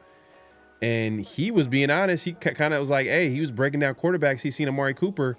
He's all like, this dude, it's done. Like, it's over. Like, he's lost like his speed. Every time you see him, he has the release, like Severe was alluding to. You don't lose the release, but as soon as he kind of gets to that release, the guy's right up on him. You know what I mean? And that's one of the reasons the other day I posted. I said, hey, look, the Raiders, you can argue that they have one of the worst receiving cores in the NFL right now, based off the questions that we have outside of Myers. And I was getting a lot of heat, like, what are you talking about? We got Myers, we got Amari Cooper, 5-time Pro Bowler. Like, but Amari Cooper, what did he do last year? He didn't do anything. He had a down year, and people are questioning if he was past his prime. And guess what? Amari Cooper admitted today that he was past his prime and retired from the NFL. He called Pete Carroll. He notified. I think Chip Kelly was saying that he notified Pete Carroll and told him that he's retiring from the NFL. So it is what it is. I wasn't like super surprised. Like, it didn't hit me like a ton of bricks because, like, at the end of the day, my expectations of Amari Cooper weren't really high to begin with. He was a guy that, like, I did vouch for the Raiders, like, hey, we should pick him up. But I was like earlier in the offseason, and we picked him right before the season. So I'm like, damn, right before the season, it's going to take a little bit for him to adjust, learn the playbook, get the timing down. And then there are questions about his ability to separate. Just like, damn. So for him to retire, it was just like, I just had to chuckle, man. It was just like, the Raiders are always gonna keep it interesting, man. It's hilarious, man. Severe, what was your thoughts on it when you first heard the news, man? I was dying laughing. I was just laughing, man. I've been saying this, bro. But when we first signed him, and people were like, oh, look at this chess move by Spy Tech. Take that, Jacoby. Like, I was like, you idiots. Like, what are you stupid? Like, I said at the time, Amari Cooper ain't touching Jacoby on any level. And nothing he does will he touch. Maybe at all you can eat buffet. Maybe he can get him in that. Other than that, bro, he's not doing anything better than Jacoby. He's not a better receiver than him. And I said at the time, and like, he ain't no threat to Jacoby. Us signing him, that ain't no like Al. People's like, oh, it's an Al Davis move. Jacoby went in there asking for a trade. And what do? And we sign your replacement. Like, what? Like, bro, I already said what that was, bro. You not. Like, hey, Jacoby looked at that like, all right, like, so what is this dude finna do? Like, ain't a damn thing. So it's like when you like talk, when you got into it, somebody's like, I'm about to go get my brother. Your brother walk up, he like 5'2". Like, bro, what's your brother finna do to me? I'm gonna stop this dude out. Like, that's what that was like. Like, bro, what's this dude finna do to me? So, and then he proved it, man. Like, I knew the dude was done last year. He went to a team in Buffalo starving. starving for wide receiver production. Josh Allen, the first game, I was like, oh my God, I'm so glad Amari's here. I got a guy who, if it's a one-on-one matchup, I'm just gonna throw the ball out there and let Amari do his thing. And then you see, like, week by week, it was like, yo, bro, we phased Amari just completely out of the game plan. Simply by the time the playoffs was there, he was an afterthought. So for him to struggle mightily there with a good quarterback, with a good system, with the team starving for wide receiver production, like, what do we think he was going to do here? And then I saw him come up in practice, and he's looking rotund as hell. I'm like, oh my God, what is this dude doing? What have you been doing all offseason, bro? Like, this dude saw Madden 20. He saw NCAA coming out, and he was just chilling. Like, all right, I'm in this thing. Like, that's what he been doing. He ain't lifted a weight. He ain't ran a route. He ain't done nothing. And he got out there on the practice field. He made a fool out of himself. He got a free trip to Vegas. He got a free damn trip to Vegas. All expenses paid. And then he's like, cool, I got what I wanted. Hey, I'm done. I'm retired. And the worst thing is, this fool retired a Raider. That's going to stick in my craw for the rest of my damn year. This fool retired a Raider. He played us. He straight played us. That's funny.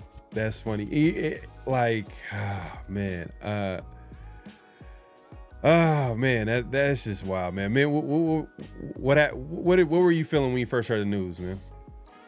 Bro, I mean, like, I remember us having a conversation during training camp, or maybe it was like mini camp, talking about veterans coming in, and I was like very against bringing in Amari Cooper just based off of like the strength of developing our wide receivers. I mean, so when he signed, I was like, man, like, what shape is he in, and then seeing the shape he was in, bro, like, I've never seen someone that has looked so much different than the person when he came into the NFL. He looks like, I feel like, Pharaoh, you talked about this, like, he just looks like a different person, bro. Like, he put on like 20-30 pounds in the league, and I'm just like, man, like, lost his first step, and watching last season, it's like he was making some like competitive catches, some contested catches, but like, I don't know, man. It's just weird. It's just really weird. And like I said, like, I saw people justify it,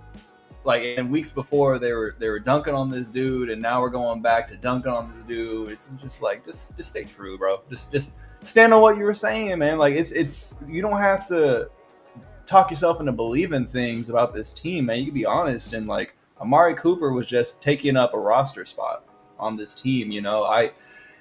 At best, it's like, okay, you may get some short yardage catches out of this man, like, and out of it, in my opinion, like a 7-10 team season, like, it's like, what are those catches really meaning in the long run? And they could be going to Dante Thornton, or they could be going to Jack Besh, like, it's just taking up space, you know what I mean? And like, the thing that bothers me the most about this too is the way he was talking during his presser. Because I like took the time and I listened to this man talk, and I was like, okay, he's saying he's got some juice. Maybe he was injured, but I was like, okay. I still don't think he's gonna do a lot, but like, he's on my team, I'll give him the benefit of the doubt. But like, bro, he just was who he was, man. Like, I feel like Amari continued to show us who he was during his Raider career. I mean, just never believed him really until he left. You know what I mean? Like, because he was talented, dude. Like, I'm not gonna come in here and like lie that like Amari Cooper was very talented, man. Like, he had Tim Brown's ceiling to him. It's just, you could tell this man never loved the game. It's really popular in the NBA. There's a lot of guys that do sports to provide for their family, and like, more power to you, man. You put the dedication in to make it to the league and do all that stuff. Amari Cooper took me as a guy that didn't love football enough to really invest in his body, you know what I mean? Invest in that off-season time, especially after he was out of his prime. And I mean, it just came crashing down. So I'm not surprised. Man, the other day too, I'm gonna start with Severe, man, because you were talking about like how big he was and stuff like that, and even you mentioned like you were kind of like, all right, after the presser he was saying all the right things. He said like, hey, look, I still got some left. I want to, unfinished business and all that. It was almost like you kind of can tell that he didn't really have any other options. And the Raiders calling him was like a surprise. And like, and just to speak to like your point, Severe, like he came in like the way he looked, I'm sure like he didn't expect to be called. You know, he didn't expect it, but you know, you gotta, in order to be ready, you gotta stay ready. So, and in this case, he wasn't ready at all. But you know, it is what it is. Amari Cooper, I don't really fault the Raiders on it per se. Like it was more so from what we heard, you know, shout out to Vinny. Vinny was saying that a lot of the Amari Cooper being signed came from Pete Carroll. Pete Carroll wanted, he was and you could tell by the from you know, Amari Cooper even saying that he was getting texts from, you know, from Pete Carroll. Like you could tell like Pete was texting him all off season. He wanted Amari Cooper, and I'm sure, you know, the GM Spytek was more the youth movement, and then finally that gave way. It is what it is because of probably the Myers situation. Probably had Spytek like, ooh, you know what? Just in case we have something like, all right, let's just go ahead and do it. But I'm sure, do you think they're gonna sign a vet? I mean, I'm looking at this receiving core. It is kind of shaky though. Maybe sign something like something just in case, like a vet, because there's only got. Yeah, like who you like, right now? It's late in the game, bro. Like, yeah, it's late in the game. At this point, you might as well elevate Shedrick or Alex Bachman. What kills me about Amari is like he's like, oh man, I'm back to finish what I started. Like what you started, a bartending class or something? Like what is it? Like what did you finish in a week, bro? Like what is this?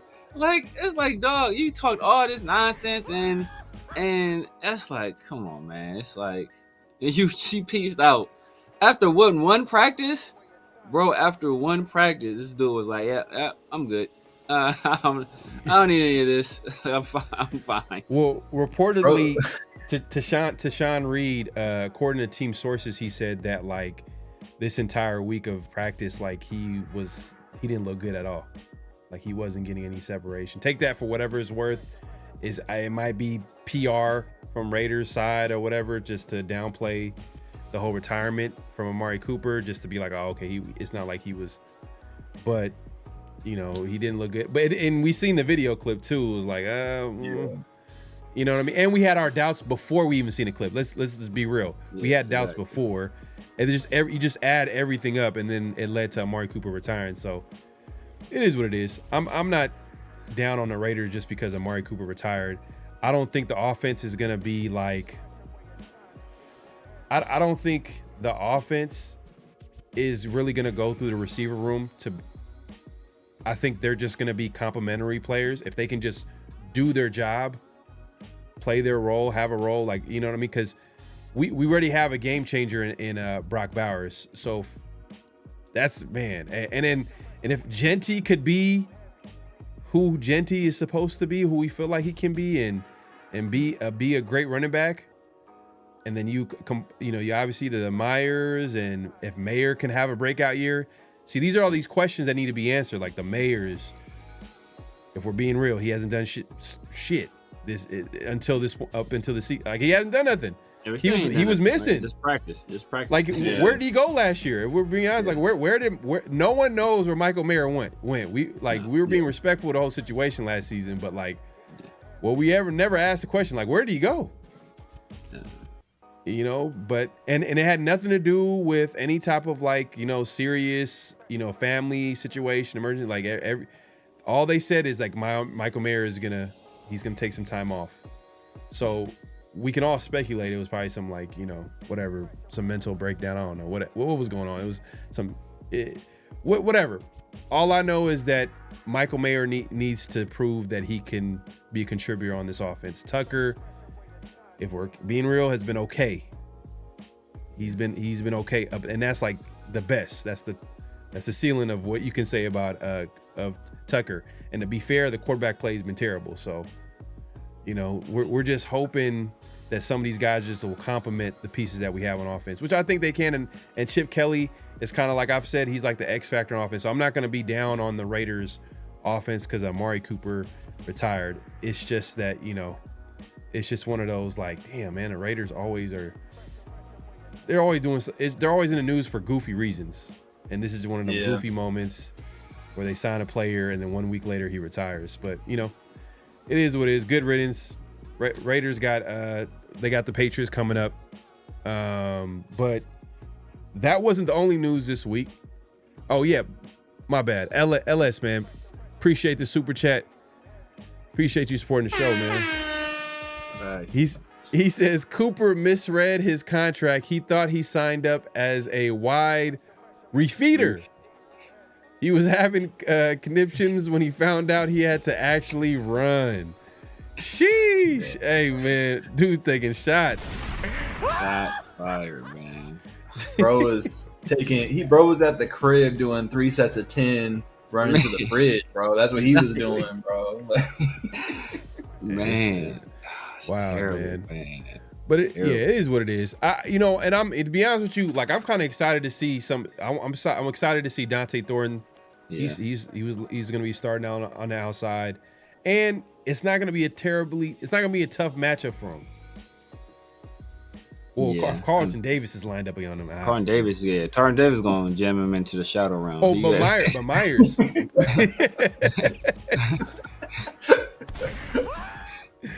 think I'm bleeding from my chest. Well, he might be matched up with Myers though. You don't think Davis is going to beat Carlton's? You don't think he's going to be matched up with no. Jacoby? Oh, then Jacoby's going to eat then. Because Jacoby's going to be in the slot. Jacoby going to be in the slot. Yeah. Tucker and Thornton going to be outside. So I don't know, man. I really don't know what they're going to do. I mean, it's going to be some zone. It's going to be a lot of zone, I'm sure. So I don't know what the matchup's going to really look like. But this is going to be our pass rush. I mean, their pass rush, their interior. You know, we're going to get a real good test. We're going to see what Meredith really made of. We're going to see, you know, the new weight that Parham put on. We're going to see what that's looking like. We're going to see what, you know, Powers Jackson at right guard is going to look like. We know Zamir lost all that weight.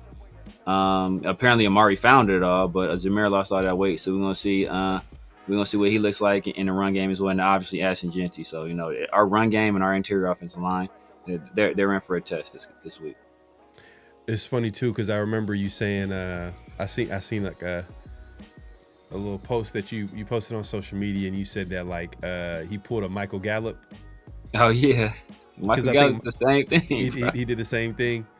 He retired. Well, and the thing is though, but Michael Gallup, he was with the team longer. I think he was with the team longer. He was with the team for a minute. Yeah, the entire offseason, and then he was with the team longer. So I'll give him that. Amari, like this is like.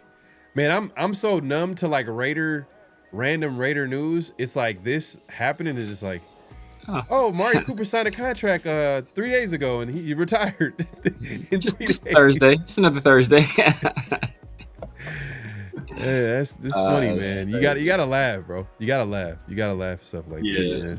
Can't take it to the heart, man. I know some people were like, "What's going on?" Oh man, Amari Cooper this. I was like, "It is what it is, man. It is what it is." A week ago, we weren't thinking about Amari Cooper at all being on this team. So it's like, all right, now that he's gone, it's all right. Back to the original programming, you know. Man, and we're also talking about. Go ahead. No, what were you gonna say? Go ahead. I was gonna say we were talking about like what wide receiver was gonna fill that last spot too. It was a competitive preseason. You know what I mean? For that, and honestly, like you don't want to see that guy anyways. You want to see him on special teams as a gunner. But like I feel like Alex Bachman, at this point, judging from that video we saw of Amari Cooper breaking down for that route and getting low underneath, I'm like, yeah, I'll take Alex Bachman, bro. I know that he probably runs a 4.9, you know, but I know that he's gonna scrap. You know what I mean? Yeah. Like I'd rather have that guy on the field than Amari Cooper's slow ass, you know, worrying about because, you know, it's bad. It's bad. Damn, are we? Damn, Raiders. Damn, bro, like so the Raiders are probably gonna draft a receiver high. We just drafted Bash in the second round. That's what's so bad, bro. That's what's so bad. Our second round pick. We're not even talking about this dude at all. Like in the grand scheme of things, in a team that's like, oh man, we need some wide receiver help. We drafted a dude in the second round, and nobody's mentioned this dude once. Not once. We ain't talked about him at all. Like that's Like, don't even, man. Hey, we're saving our money for Ryan Williams, bro. We're saving our money for that. Yeah. We're thinking about the next year, I take it back. We do got some other needs too. Cause I'm thinking about offensive line. I'm thinking about like that cornerback room. You know, I'm thinking about be honest, opposite of Max. I wouldn't be mad if we took like the best, whoever pass rusher. Cause are they gonna re-sign Kuntz? Exactly. I don't know. I want a linebacker, bro. The way Spytek be moving, like he wants some on a cheap deal. He wants them cheap contracts. You said you want a linebacker?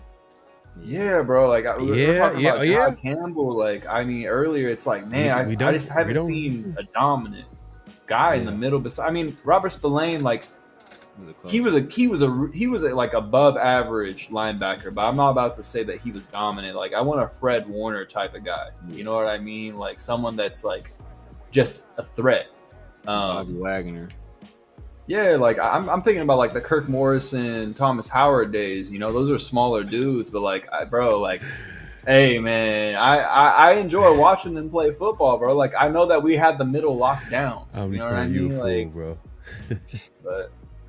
Yeah, I don't know, man. There's definitely a lot of holes, and a lot of these guys are on 1-year deals too. So it's like, I like the flexibility. Like I feel like Spytek's the type of dude that won't commit to a second date after a first date. You know what I mean? He's like he'll match with you on the apps and all that stuff. He'll take you out and have dinner. He may even pay for that shit, but he is not gonna commit to a second date with your ass, bro. He doesn't care who you are. You know what I mean? Right. Like Jeremy Chin. You know what I mean? Like it don't matter. It don't matter at all. Like you get a 2-year deal, set your ass down at Olive Garden, boy. Yeah, you know what I mean? Like, enjoy these bottomless breadsticks, my boy. Like, the only young linebackers we got. What's the name? Devin White is young enough. He's still in his prime. I think he's like 24, 25. Like he's 25 or something. Like 20, 25, 26. Something gotta be. Cause he's been in the league for. He came in the league with Clee at the same time as Clee. Yeah, but it's just like we don't have like other than the Bergs, we got the Bergs that are the young linebackers. But I'm like trying to I'm not. Yeah, I don't know if you want to bet on them. I don't even say it now. Nah, special teams, bro. Like great special teams guys. You know what I mean? Exactly. Like, scrappy dudes, bro. Like there's really good locker room guys, dog. Like I don't want to see. Well, the good thing is the Raiders have 17 games to figure it out. They have 17 games to develop whoever's on the roster. They have 17 games to figure out who could be here long term. So right now we're kind of like we got a lot of questions, but most of the questions will be answered hopefully this season, and we'll figure out like, all right, who is going to stay long term, what's a player that we're going to draft and sign, and we're going to get there. But as of right now, we're going to play the Patriots. We got to take care of week 1. We'll see what it looks like. I'm excited to see how, like I said, the offense is going to look like this season. So it's going to start week 1 against the Patriots. But yeah, man, Super, I'm crying you a fool. He said, what if Michael Mayer was hit on by Christian Wilkins? Oh man, that's a wild scenario that I don't know what to say to that, man. Oh man. And shout out to Jay Rader. It is what it is what we tend to say a lot. Yeah, that is true, Superman Crown. I do tend to say that a lot. That's a great transition because it is what it is. When you're a Raiders fan, that's all you can say. It's like what? Well, damn, it is what it is. Yeah. Well, you know what? Hey, look, that wasn't the only thing that happened recently. My guy Mark Davis, like I said earlier, was able to talk to. He was on a Raiders podcast with Baron Davis getting interviewed, and the topic of Tom Brady came about, and he kind of outlined like from how it started, where he from Tom Brady when he was a guy that they looked at as a free agent quarterback to sign with the Raiders, and it sounded like it was kind of like close to happening, but he said that the Raiders coach and GM decided against it at the time. So he confirmed something that we kind of knew, but now it was official. Like he literally said, yeah, the coach at the time was John Gruden and the GM was Mike Mayock. But then like we can probably leave Mike Mayock out of this. We'll just say John Gruden because he was running the show. If he wanted a move done, he was going to get that done because he had that power in that building.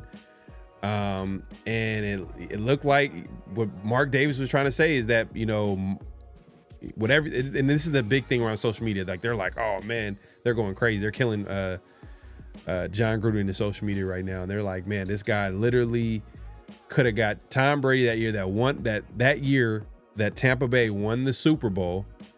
And to be fair, if Tom Brady came to the Raiders, I'm not sure if they would have won the Super Bowl, but it would have definitely been entertaining. The best QB play that the Raiders have had in like since Rich Gannon. Maybe all time. Maybe all time, bruh. The best quarterback for sure. Like, he won a Super Bowl. He literally he literally went to a team and won a Super Bowl within that first year. Yeah. And the team was loaded though, man. That team was loaded. It was loaded, but he got it done. And every other year he was and that's fair.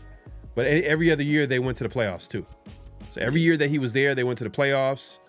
How far they went into the playoffs, I'm not 100% sure on the other years, but at least that one of those years, obviously they won a Super Bowl against the Chiefs. I think it was against the Chiefs. It was against the Chiefs. Yeah, they beat the Chiefs. That defensive line put a beat down on Patrick Mahomes. Right? Yeah, but it was like the Eagles did. I want to add this too. Another thing too is that, like, I will say this: if Tom Brady came to the Raiders, the amount of moves that the Raiders probably could pull off with Tom Brady at quarterback would have probably been like, oh damn, we were able to get this guy, and then that whole offseason would have been completely different because you have the GOAT, you know, the guy that won 7 rings at the time, 6 rings. But it's 7 with the Tampa Bay Bucks. But I'm just, so it's kind of hard to like kind of judge and be like, oh yeah, the Raiders won a Super Bowl, but like they probably would have had a better team than what they showed that year because they had Tom Brady at quarterback. Like, the reason why like Tampa Bay was so loaded is because they made good decisions drafting and signing players, but like the players that they signed probably were like, Tom Brady's at quarterback. I'm trying to win a ring. Like, I'm gonna take a discount to make this happen. You bringing AB back? That's what I was about to say. I'm like, does Tom Brady get AB to not say the C word? Because it was supposed to be a package deal. It was reported that it was a package deal. Tom Brady and Rob Gronkowski, like, it was a package deal. And then obviously Gruden said no. Gruden and Mayock, but basically Gruden said no. That's when Tom Brady, he just said he had to set that stuff. Like, I was supposed to go to a team, and like they didn't want me, or it's like, I was like, you gonna choose this motherfucker over me? Like, he was like, what? Like, you choose Derek? You're choosing Derek Carr over me, over Tom Brady? Okay, good luck with that. Good luck with that. And then like 2 years, 2 years later, 3 years later, Derek Carr is being cut. So, and Tom Brady has another Super Bowl ring. Yeah, man, that's tough. But for me, because I was getting a lot of heat because I was saying that Tom Brady runs a show in Vegas, and people are like, "What are you talking about? Tom Brady only owns 5% of the team. He doesn't have any say."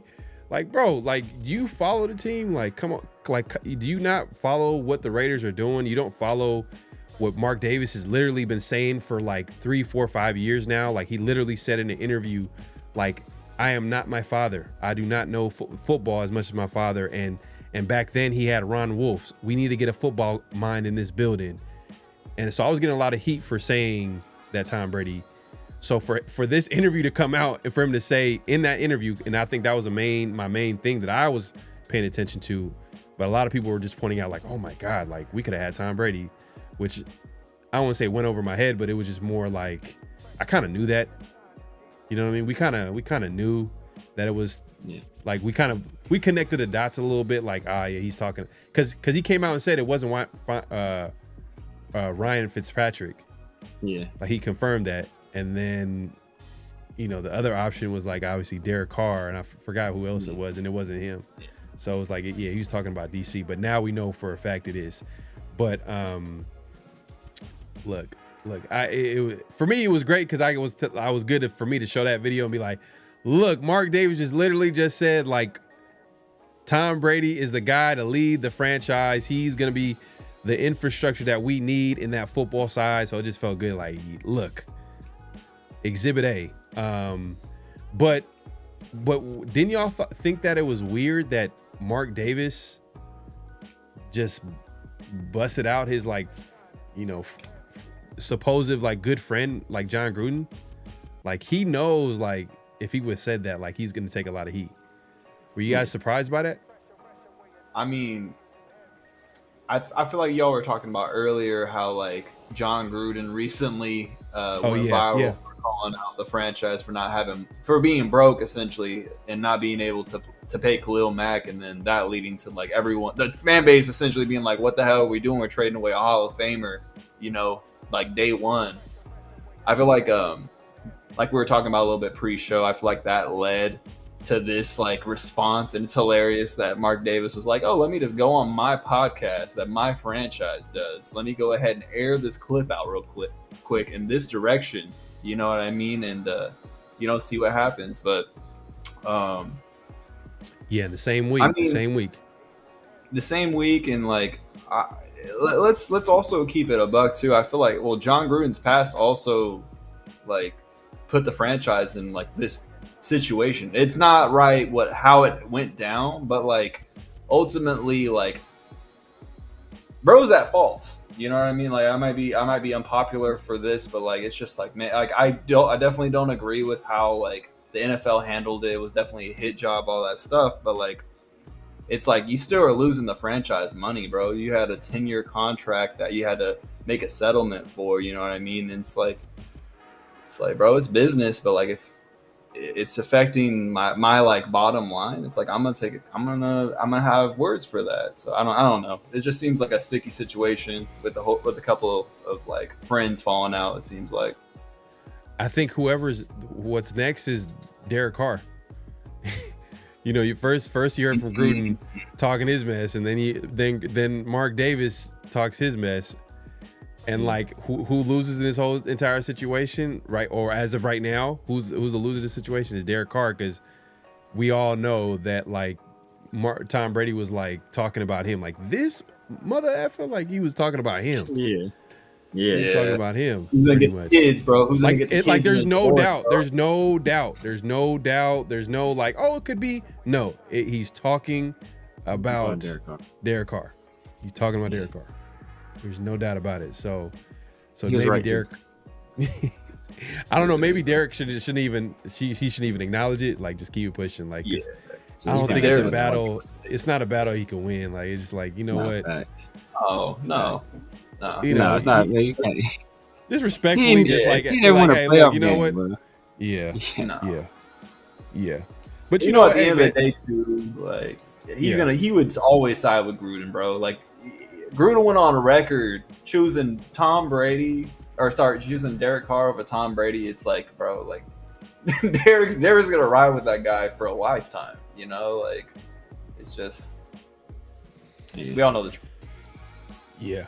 No, you know what too, and another thing too is that like I don't know if you've seen that, like, you know, Derek is doing, I guess like this is like his retirement podcast with his brother. Like he's in retirement now, like so he has free time to do a podcast. So he's doing it with his brother. So we might if he was trying to generate some views and attention, this is a good opportunity for him to like address something and like get some, you know, I can see it happening is what I'm trying to say. Oh, facts. Especially because he's in the podcast game. So and he might even do it. He might not even do it.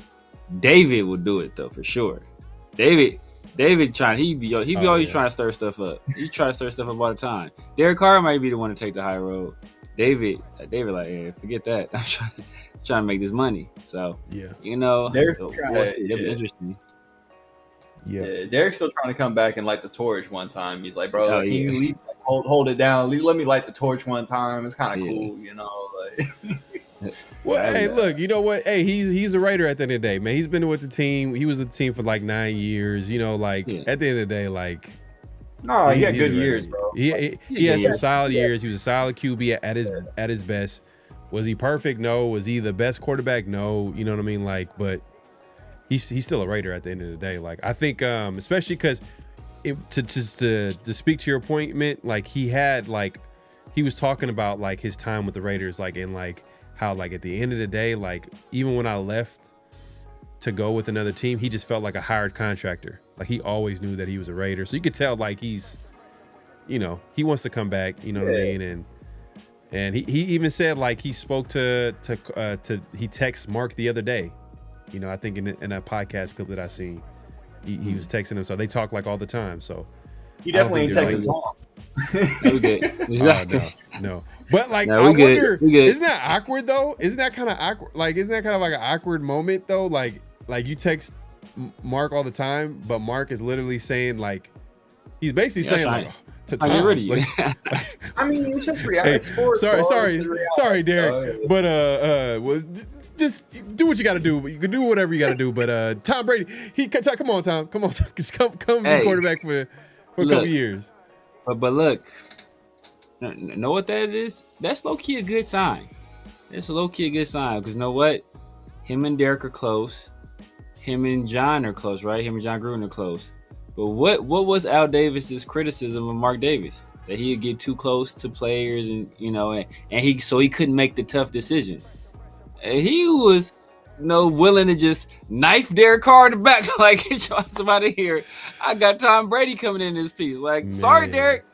You know, hey, sorry, brother. You guys to go. So the fact that he was willing to make that kind of move, you know, that's a good sign. And the fact that, you know, even though he had laid all the groundwork, laid the foundation, put it on a silver platter, handed it to his coach, and then he let his coach and, you know, and the GM, we'll say the GM, but, you know, he let the football people say no. Even though he had already laid everything out for him, everything was set up with a smooth transition, he let them say no. And when they said no, he took the no as a no. And he didn't try to force a situation that, you know, the coach or the GM didn't necessarily want. So I think that's ideally what you want, you know, from your owner.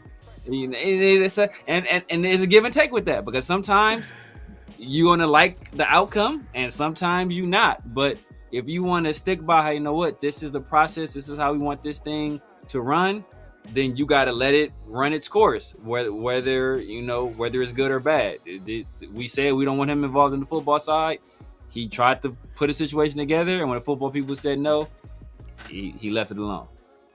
Hey, man. Yeah, you don't want no Jerry Jones, bro. You don't want no Jerry Jones locking rooms. Like, I'm going to negotiate directly with the player, bro. Like, what are we doing? Like, that's so sleazy. Yeah. Man, it was hilarious. I seen this. It was hella funny. I seen this today, man. Shout out to BD from Tape Don't Lie. When he seen the clip of Mark, he said, I'm starting to think that Mark Davis sent them emails.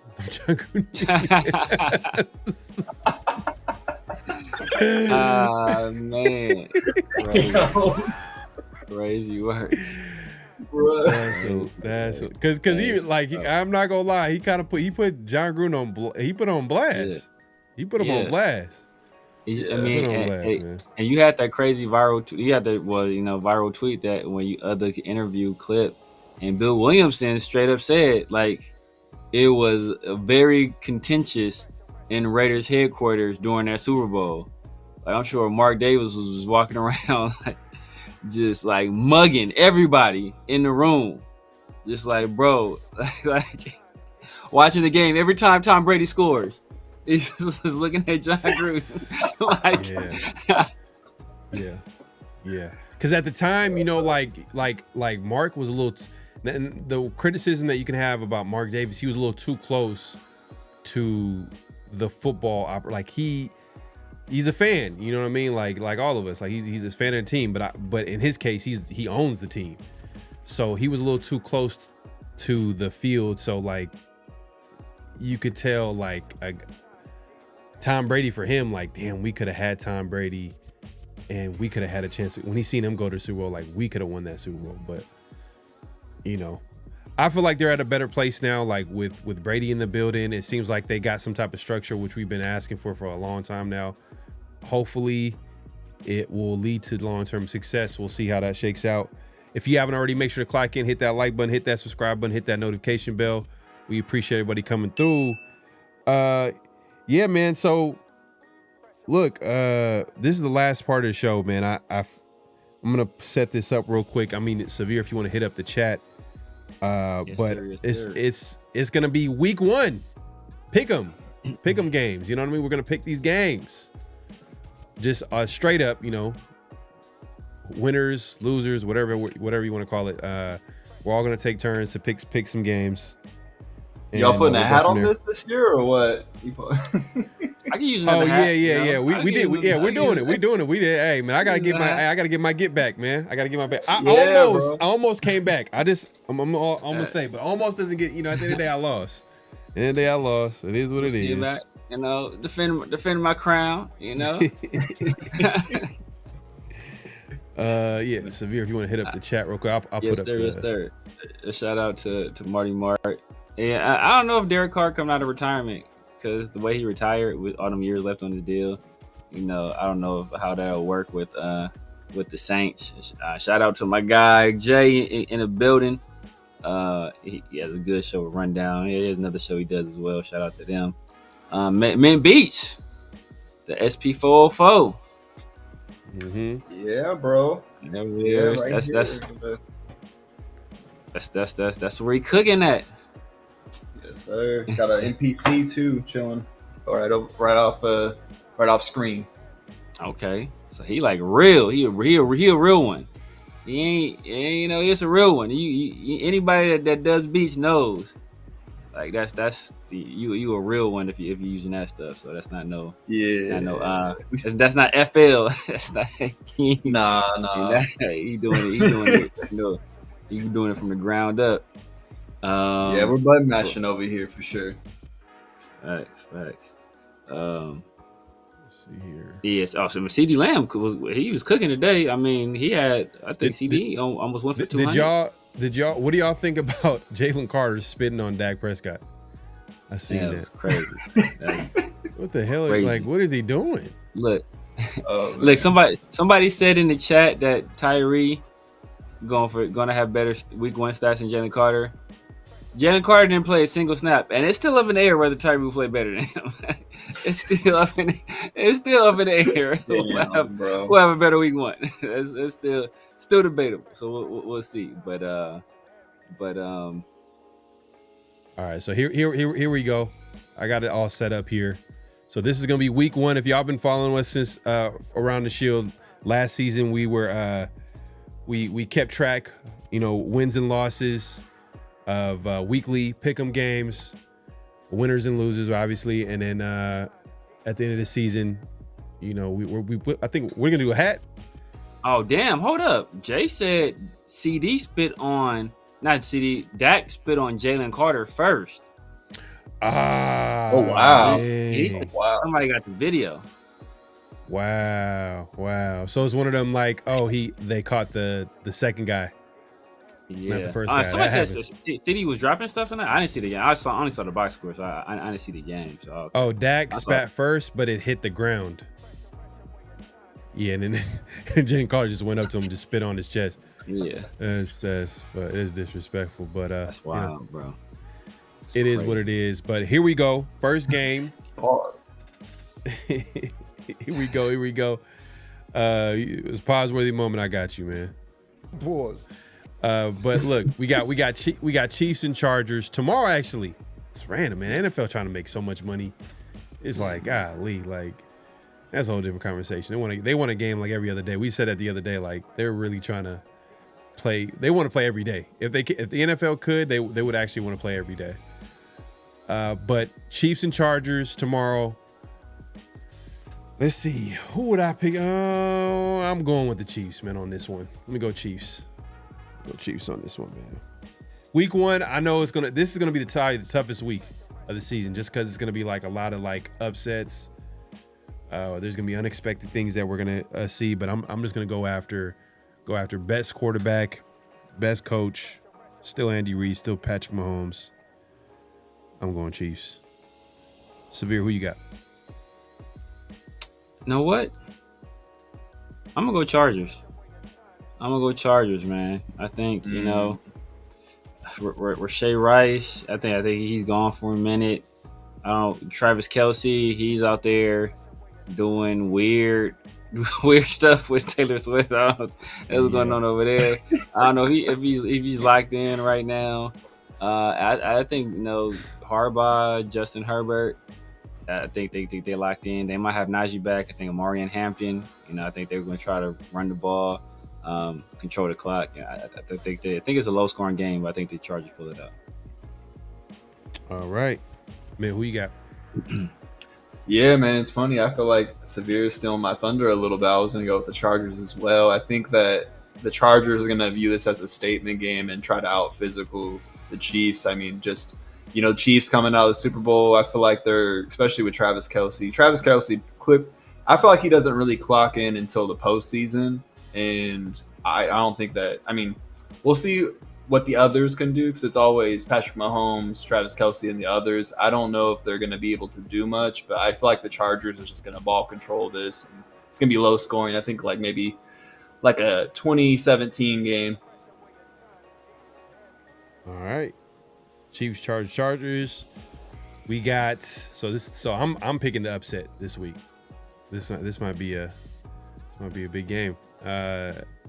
We got. We got the Bucks and the Falcons. Baker Mayfield, Michael Penix. He's going to be starting. He's the starter going into the season. I know last year he eventually became the starter. So this is going to be in Atlanta. Bucks won the division last year. I'm going Bucks, man. Baker Mayfield, man. He's really kind of turned around his career, for real. Ever since he left Cleveland, he's looked like a quarterback that's on the rise. He's only getting better. He looks like that, like a number one pick. To be honest with you, the way he's playing, he's literally, it's crazy. I did not expect Baker Mayfield to be the type of player that he is after Cleveland. Remember the noise that we heard when Odell's dad put out that video, trying to make Baker Mayfield look bad and all that type of stuff, and now just fast forward, Odell's not even in the league no more, and then Baker Mayfield is just killing it right now. So I'm going with the Bucks, man. I'm taking the Bucks, even though I like Michael Penix and the Falcons. I think just the Bucks is better team. Severe, who you got? So the Bucks, you love the weapons, obviously. Bucky Irving, they like the running back White, Godwin, Mike Evans. They're both getting a little long in the tooth, though. I don't know how much longer they're going to be productive. And then you got the gunslinger in Michael Penix, and I think he's going to open up things for Bijan. I think he's going to open up things for Kyle Pitts. I think he's going to open that Darnell Mooney had a look. As soon as Darnell Mooney got away from Justin Fields, all of a sudden Darnell Mooney's a good player again. Isn't that a coincidence? So and then Drake London as well, who's a big body receiver. So I think I'm gonna go with the Falcons. Plus the Bucks, they lost Liam Cohen. He's in Duval right now. So how is Baker going to look when he doesn't have that guy pulling the strings? That remains to be seen. And obviously, apparently, Michael Penix looks so good in training camp practices. In training camp and in practices that I don't think he played a single snap in the preseason, and very few quarterbacks was that the case for. So you got a guy that never started a game, and they felt so good about him and about where he's at that he didn't play a single snap. I think he's going to show why they took the chance on them, drafting him early, and I think the Falcons pull it out. All right, Mitt, who you got? Yeah, man, I think the Bucks are gonna pull this one out. I'm looking at just honestly the Atlanta Falcons defense. There's just bits and pieces. You're in trouble when Divine Diablo is a starter on your team. But no, I just feel like there's Baker Mayfield has overcome a couple of times changes in their offensive coordinator with I think it's Dave Canales he departed before homeboy that went to Duval as well. So I feel like Baker Mayfield might have some juice still. Bucky Irving, I really like him. I feel like they have that championship or at least division championship pedigree. They've been to the playoffs. I feel like the Atlanta Falcons are going to have to learn a little bit how to win as a team, and I feel Michael Penix will do that. I just think that this isn't the week for him. Got you, man. All right, man. Mint is representing the field, man. He got the Bucks. All right, we got Bengals and the Browns. Man, we got a lot of another divisional game. Bengals and Browns, AFC North battle. This is gonna be at Cleveland. Joe Flacco against this Bengals team. Man, this is tough because not that I'm picking the Bengals, but then I'm just remembering that the Bengals team last year, their defense was terrible. And I'm not sure if it got that much better this year. You know what I mean? There's a lot of resources invested in that offense. We all know T. Higgins and Jamar Chase is getting paid, so it's I'm picking the Bengals. I'm not gonna pick no upset here. I was thinking about it, but I'm gonna stick with the safe pick, Bengals. What you got, Severe? Yeah, I'm gonna go with the Bengals as well. You worry about the protection. You know, Myles Garrett, he can wreck a game for you. But it's Jamar Chase and T. Higgins. Pause. Pause. First of all, hey yo. Oh, Alfredo, bro, you are crazy, man. He ain't shown nothing. What do you want him to show, Alfredo? Hey yo. My God. Man, but yeah, man.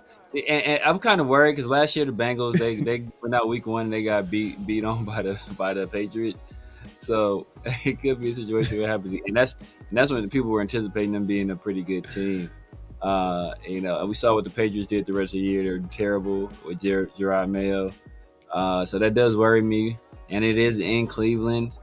But I think it's Joe Burrow. They got more of the better players are on that team. You know, the Browns have Myles Garrett and I guess Jerry Jeudy. They wasted a draft pick on Quinshon Judkins apparently because he ain't about to play. They also wasted the 5th on Shedeur Sanders. They don't want him there either. So you got a 40-year-old Flacco. Real quick, does anybody have an update on that? Is he going back to college? Because I know that I heard that might be a possibility. He has that option to go back to school and then get redrafted next year since he didn't sign his contract. Quinshon Judkins? Yeah, Judkins, because they haven't signed him to a contract. Yeah. Wow.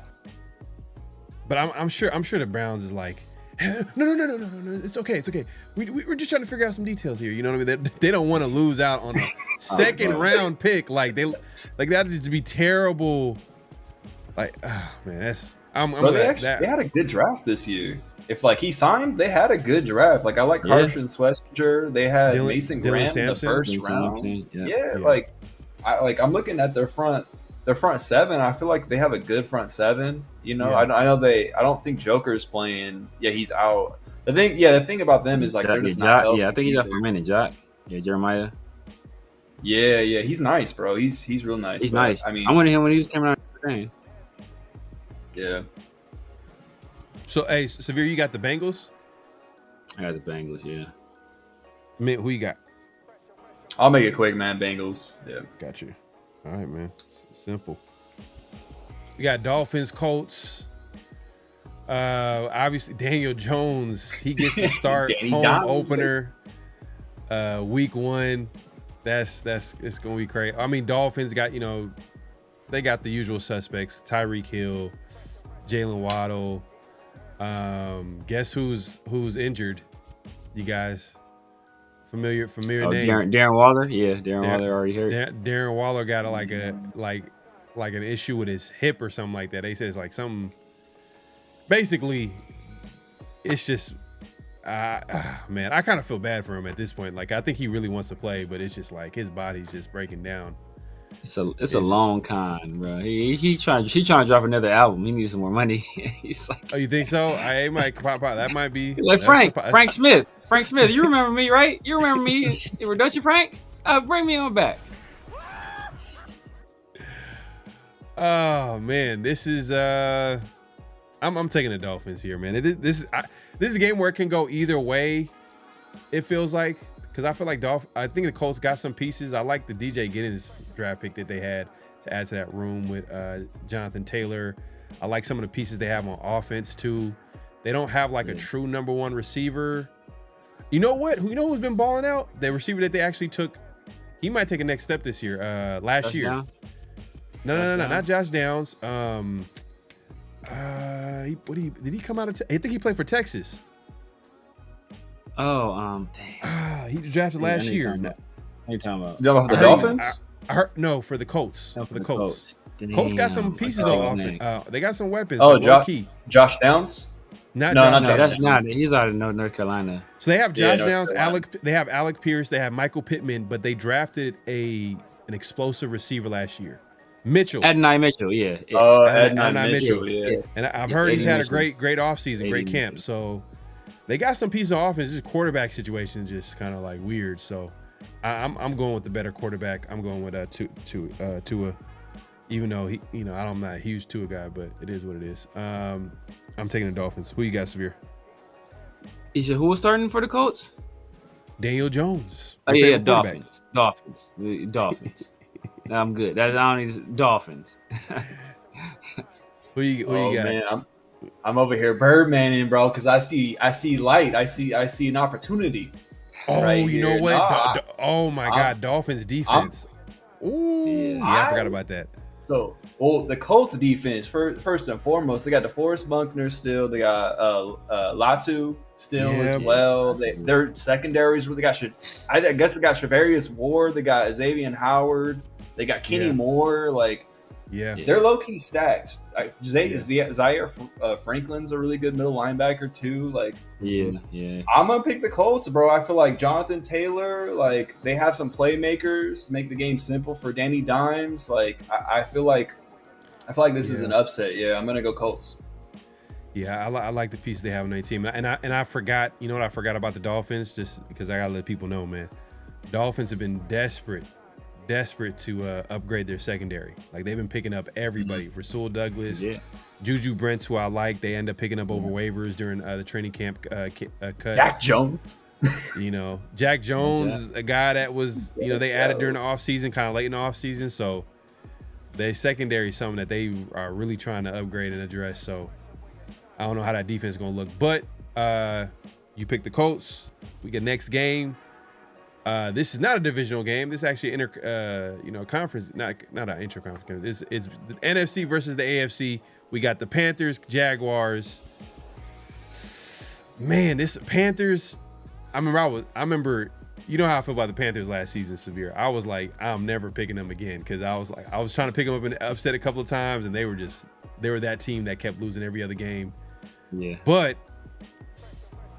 the quarterback over there is looking a little bit better. You know what I mean? He's looking like much improved. They put looks like Hunter Renfrow, another Raider, familiar face, starting. He's a slot, and when they brought him back, he's a starting slot receiver. And I think they only did it because they end up trading. Didn't they trade a guy? I think they traded somebody.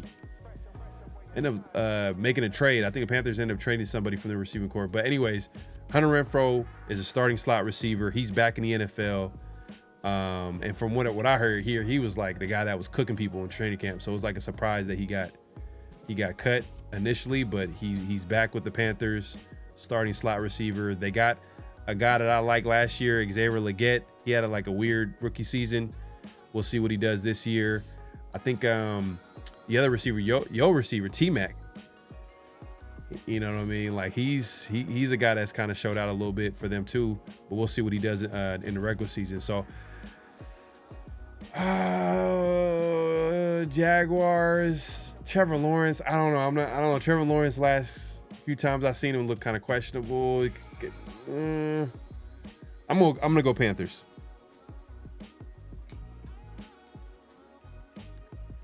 Who you got, Severe? Yeah, I mean it's a tough matchup because you think about Brian Thomas Jr. over there with the Jags. Then they added, obviously Heisman Trophy winner Travis Hunter, and his new father, Travis Hunter. Man, oh my God. Life happens fast, bro. Man, then Josh Allen Hines, obviously, but I'm expecting Bryce Young, but it's new coaching staff, new offensive coaching staff, and Trevor Lawrence just hasn't been able to get it right. They also lost Evan Ingram. You look at the Panthers, Bryce Young's been playing better. Tedero McMillan, he looked good. Obviously, he's able to has loads of talent. Hunter Renfrow, Jimmy Horn Jr. looked great, and Chuba Hubbard as a running back. I think he's a pretty good running back as well. So I'm gonna go with the Panthers. Yeah, that was cold, man. It was uncalled for. It was uncalled for sure. Yeah, definitely. He caught it straight, bro. He caught it straight. It was unnecessary. Man, who you got, man? You got Jaguars, Panthers. Yeah, man. I'm looking. I think the Carolina Panthers their offensive line's a little beat up this week, and I don't know, man. I like the interior of Jacksonville's defense. They got a lot of. They got Eric Armstead. They got Trayvon Walker, Josh Hines Allen.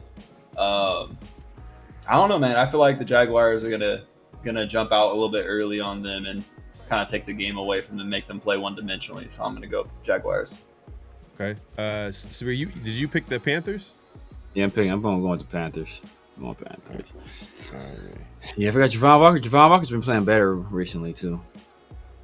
Yeah. Mm-hmm. I mean, they got Brian Thomas Jr. too to pair up with Travis Hunter. I feel like people forget about Brian Thomas Jr. Yeah, he was cool. Yeah. Hey, we got a familiar game right here, man. Raiders, Patriots. Who we got this week, man? Oh, yeah, it starts off with me, man. I'm gonna pick the Raiders, but I keep it real with you. I think me and Severe are really getting down to it when it comes to the weekly pick'em games. And I think we were picking against the Raiders some weeks too. Yeah, bro. Because it was that bad. It was that bad, and we had to be real. But this week, I feel like it's a winnable game. I feel like the Raiders can win this game. Patriots can win this game too. But Raiders, Chip Kelly, man, I got high hopes for him. So hopefully he has a great game plan for the Patriots, and they come out with a W on the road, man. So I'm picking the Raiders, man. Who you got, Steve? Yeah, I think this will be just hard, like that we be the people that break this streak. But I think Pete Carroll has never lost his coaching debut with the new team. So he has a track record of doing it. I'm gonna go with the Raiders. I guess so. I'm gonna go 27-24 Raiders, and I think Jamal Adams has a pick six. Pick six so far. Oh man, he calling out plays. I respect it. I respect this. Mitt, who you got? Man, I feel like it's just bad luck to pick against my team week one. So I'm gonna pick Raiders. I think it's gonna be a close game though. It's gonna be. I mean, I can see it being 2017, kind of like a defensive struggle, and someone breaks through in the fourth quarter. But yeah, I'm gonna go Raiders. There you go. Raiders all aboard. You already know. All right, we got Cardinals and Saints. Man, this is a disgusting bowl right here. I'm just gonna go Cardinals. The Cardinals are better than people give them credit for, bro. It's just yeah. I know. It's just I don't give a damn about no Cardinals football. Yo, Anthony Provencio, calm down, brother. Calm down, man.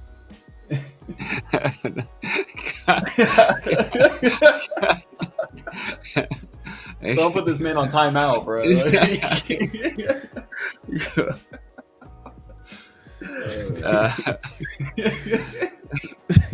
dude's funny. Who you guys have here? Yeah, but hey, my boy Spencer Rattler starting for the Saints. You know what, man? I'm gonna go with the Cardinals. Damn, I thought you were gonna do it, bro. I really thought. Hey, hezzy. I just think, look, Kyler Murray's still better. And I mean, I like Alvin Kamara, but old boy from the Steelers, James Conner, I just still like James Conner. Trey McBride is a dog. Receiver from Stanford, I forget his name. He nice. And obviously Marvin Harrison Jr. I think he didn't have the year people were expecting from him last year, but I'm thinking he picks it up his second year. So, and the Saints got a new coach. You know, rookie Will Johnson first year too. starter. Will Johnson looked like he a Will player Johnson, out there. yeah, Yep. yeah, Mhm. yeah. It's facts. So yeah, I'm gonna go with the Cardinals. And he in a dome too. It was that's man. It's Cardinals. Yeah, that's the speed track for Kyler. Mint, who you got? Definitely got the Cardinals for sure. Yeah, Got you. Yeah. This next one's kind of interesting. The Steelers Jets. Jets this week. This is first year head coach debut for the Jets. New quarterback. Oh man, your favorite quarterback, Severe. Justin Fields. Yeah. You know I'm going with this one. Yeah, I'm going with the Steelers on this one. Better. I just feel like they're ready. Oh, you know what? Aaron Rodgers back to Meadowlands. Okay. Yeah. Yeah. That's what. Revenge game. Interesting. Yeah, I'm picking the Steelers on this one, man. Yeah. You give if Aaron Rodgers has anything left, you give Mike Tomlin a quarterback. I feel like he's gonna do something with that. So I'm taking the Steelers. I'm gonna roll with the Steelers as well. They got who was they wide receivers? Like that's the only thing I'm like, who is playing wide out for them? They got rid of Pickens. DK, They right? did pick up. DK. They did pick up. They got. Oh yeah, because Yeah. they picked up Ram. Yeah, they picked up Ramsey. Yeah, they picked up Ramsey and DK. So Yeah. they got Ramsey and DK, A-Rod, Mike Tomlin. He's always going to coordinate a good defense. Obviously, Watt and Highsmith. I'm gonna go with them. And Justin Fields playing quarterback. Come on, come on. The only thing about like their receiver core is like DK, and then like everybody else is kind of like Yeah. it's a little drop. I forgot about the DK move. I'm sure. It's a drop off. Maybe if you like the Austin kid, shout out to you know, all the Austins out there.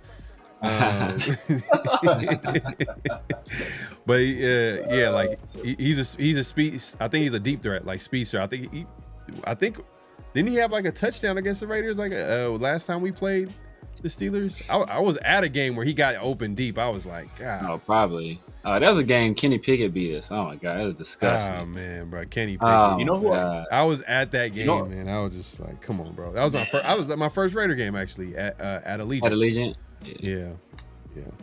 They got Roman Wilson over there. I didn't know that. Oh yeah, They do. Yeah, They do. And I like do. Pat Fryermuth as well. I mean, he's more of yeah. like a Tight end. he's- Tight end, yeah. I feel like he's clutch. Yeah, and they got Jonnu Smith behind him. But Mhm. yeah, I mean, bro, I feel like it's gonna be an ugly game. This is gonna be like a 13-10 game, and it's gonna be Steelers for sure. Yeah, like snoozer for sure. Yeah. All right, Steelers all the way aboard. All right, we got Giants Commanders. Man, I'm going over the young QB, man. I'm the young QB Jaden Daniels. Commanders, they're coming off like a big season. The Giants, I feel like they could be better this season, but I'm just taking the Commanders on this one, man. Better quarterback. Who you got, Severe? Yeah, man. Obviously, my dog Jameis Winston's over there. I think he's going to give a rousing pregame speech. The Giants are going to go out there and get their ass whipped. The Commanders, I think they're just a better team. Obviously, you know, Malik Neighbors was my number one wideout last year. Tyrone Tracy is a guy I also like. Coming out as running back, so he's a dual threat. He was a converted wide receiver. Devin Singletary, he was solid in his time with the Texans, but it's Commanders. I think they're just a better team with the better coach. Mm-hmm. Mint, who you got? Yeah, man. I think. My dog I Chris. think the Commanders Yeah, I think the Commanders are definitely gonna win this one. I do think that it's gonna be competitive. It is a an in division game. It's a rivalry. I feel like there are some pieces on that defense, on that New York Giants defense as well. After looking at it, like they signed Javon Holland. I didn't realize that as well. But they do got Greg Van Roten starting at right guard, so they're yeah, it's a wrap. So. It's a wrap. It's a wrap. Oh man, that's a blast from the past. That's crazy. Nightmares. So you got Commanders, right? Yeah, I got Commanders. There you go. All right, man. We got Titans and Broncos. Man, I like Cam Ward, young rookie against a great defense. I'm taking the Broncos. As much as I hate the Broncos, I'm gonna go Broncos. Who you got, Severe? Yeah, I'm gonna go with the Broncos. I think it's gonna be a closer game than people think.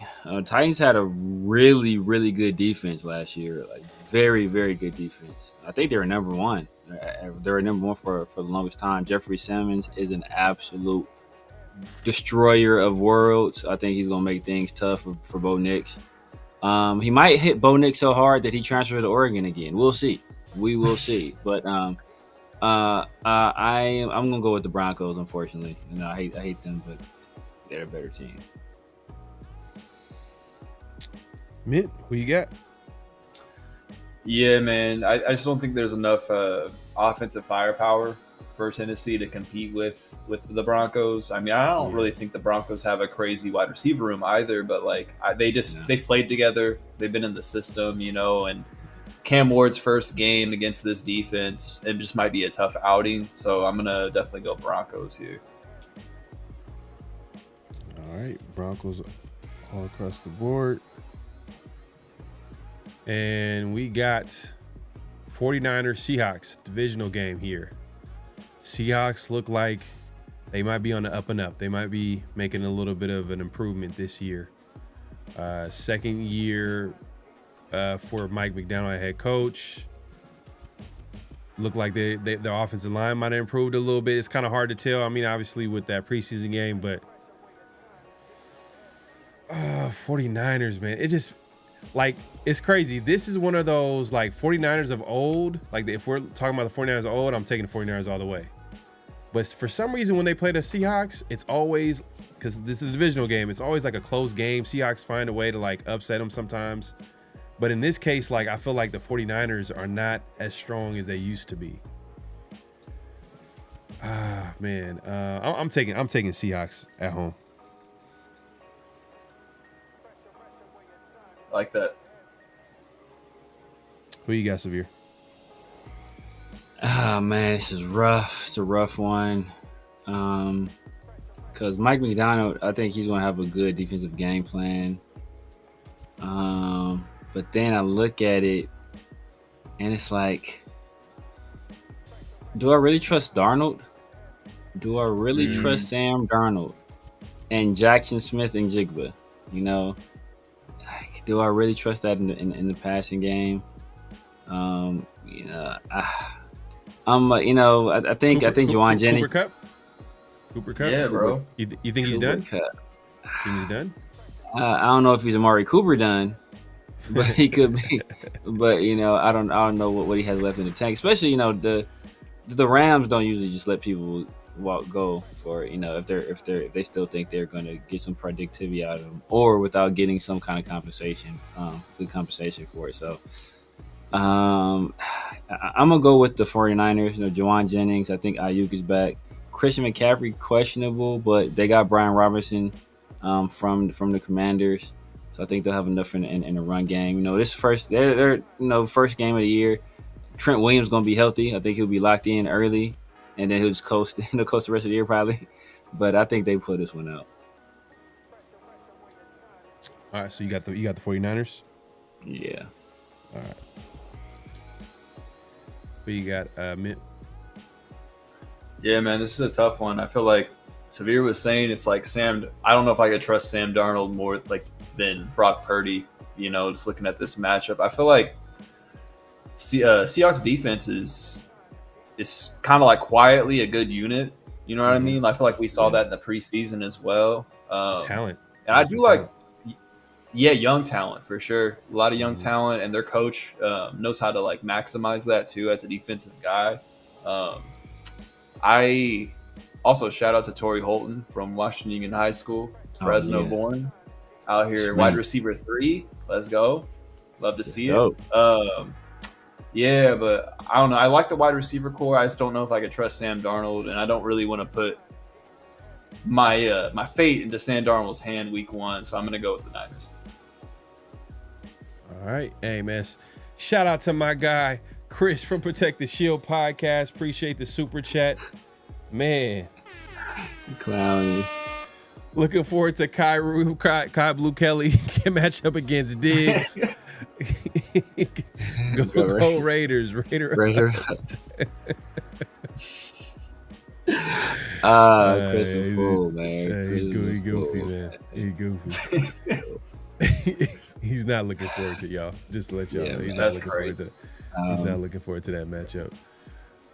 Or you could probably switch Kelly's name with Holmes if he's gonna be in the slot. Yeah. Or are you think they're gonna move him around? Probably Chan. Probably most likely. You're gonna probably see a lot of Chan. Don't like that either. I don't like that matchup. Yeah, I don't like that either. Yeah, I don't like any matchup against Diggs. Yeah, it's not looking good, bro. And that's like a shell of himself, Diggs. Wait till we play like some teams that got some wideouts, man. Yeah. If these guys don't get it together quick, it can get nasty. Yeah, facts, man. My guy, Chris, man, appreciate the super chat once again, man. Appreciate you, man. Salute. Chris had a fire interview today with Jason Campbell too, man. So I gotta watch that, bro. I didn't get a chance to watch that, man. I'm about to watch that. I already know he's about to have some gems in that conversation because those years with Jason Campbell there was some fun years watching the Raiders team, bro. So I definitely gotta check that out. I ain't seen it yet either, but he was dropping some nuggets. Oh man, he said it gets heavy. So we're gonna see. Okay. Yeah, because I want to know what that because that year especially hopefully he gets into that conversation where that year where Jason Campbell gets hurt, and that was a year that Darren McFadden got hurt too as well, and he was balling, like I'm talking about MVP candidate type of balling. Yeah. It looked like the Raiders were on their way to the playoffs, and then like everything just went left, and then we end up making that crazy trade with Carlson Palmer, and it didn't work out. It is what it is, but I'm sure he's going to have some stories. That's going to be a good conversation. I want to check that out. But definitely check that out on Protect the Shield podcast, man, on YouTube, man. Interview with Jason Campbell, former quarterback for the Raiders. Check that out. We got the Lions in Green Bay, another divisional game. This is like some powerhouses right here. Packers are loaded. They're trying to win the Super Bowl. You see that big time move they had for Parsons. And then, the Ben Johnson-less Browns, even they're loaded too, for being honest. So it's in Green Bay. I can see this game going either way, but I'm just going to take the home team. And I'm going with the team that I'm not sure if Parsons might be hurt. Or he's not might be. He is hurt. I think I'm not sure if he might. But is he really? That's the question. Is he really hurt? They reported about an injection, right? Issue. Yeah, he had a back issue or something. Yeah, but if he's playing, even if he's not playing, the Packers got a really good chance to win this game, or have like a chance of winning this game with Parsons. I know the Packers fans are gonna go crazy if he plays this game right here. It's gonna be loud as hell in Green Bay. It's gonna be crazy. So I'm going with Green Bay. Yeah. Packers. What you got, Severe? Yeah, I'm probably go with Green Bay as well. Detroit lost Ben Johnson and they lost Aaron Glenn. They're both head coach material. Dan Campbell's kind of already said that he leaned heavily on his coordinators. Even without Michael Parsons, I think it would be tough. But Josh Jacobs had a great year last year. Matthew Golden I really like. They had another group of young wide receivers as well. Great offensive line. I think they'll be able to hold Detroit Lions at bay. I think they'll get it done. This is a tough matchup, though. This is a coin flip because Detroit got dogs on offense and defense still. But I just think Packers just at home, lean on the running game. I think they pull it off. All right, man. So you got Packers. Mint, who you got? Man, it's tough. I'm like looking at this, just like the rosters and the depth chart. It's like the Detroit Lions have so much depth, man. They went through it yet last year as well, and they showed it. But I mean, I didn't know they had Rock Yassin as one of their backup cornerbacks. I mean, that's a solid cornerback to have backing up. I don't know how much he has left in the tank, but and they have our guy Amik Robinson as well, starting at the nickelback position. But hopefully he's healthy. I know he had like a tough injury too. Yeah, the AP's guy, Terran Arnold. Oh yeah, that's right. Because I thought I was gonna get drafted by the Raiders. That's crazy. That's crazy. That's funny. Man. You know, I feel like I think the Lions are going to take a step back in this year in general, but I feel like they don't take that step back week 1. I'm going to go Lions. Ooh, okay. Not mad. They got talent, man. They got talent. Man, who did you pick before the Lions? Did you pick the 49ers? Yeah, I picked the 49ers. Yeah, because you didn't trust Seattle's quarterback. Sam, yeah. Mm-hmm. All right, well we got the Rams and Texans this week. Texans are going to be in LA. CJ Stroud. Is Matthew Stafford going to be ready week 1? I know he had a back issue this week. Yeah. Oh man, damn! I hate picking games against Sean McVay because that dude's a great coach. And if you pair him up with a good quarterback, he's even better.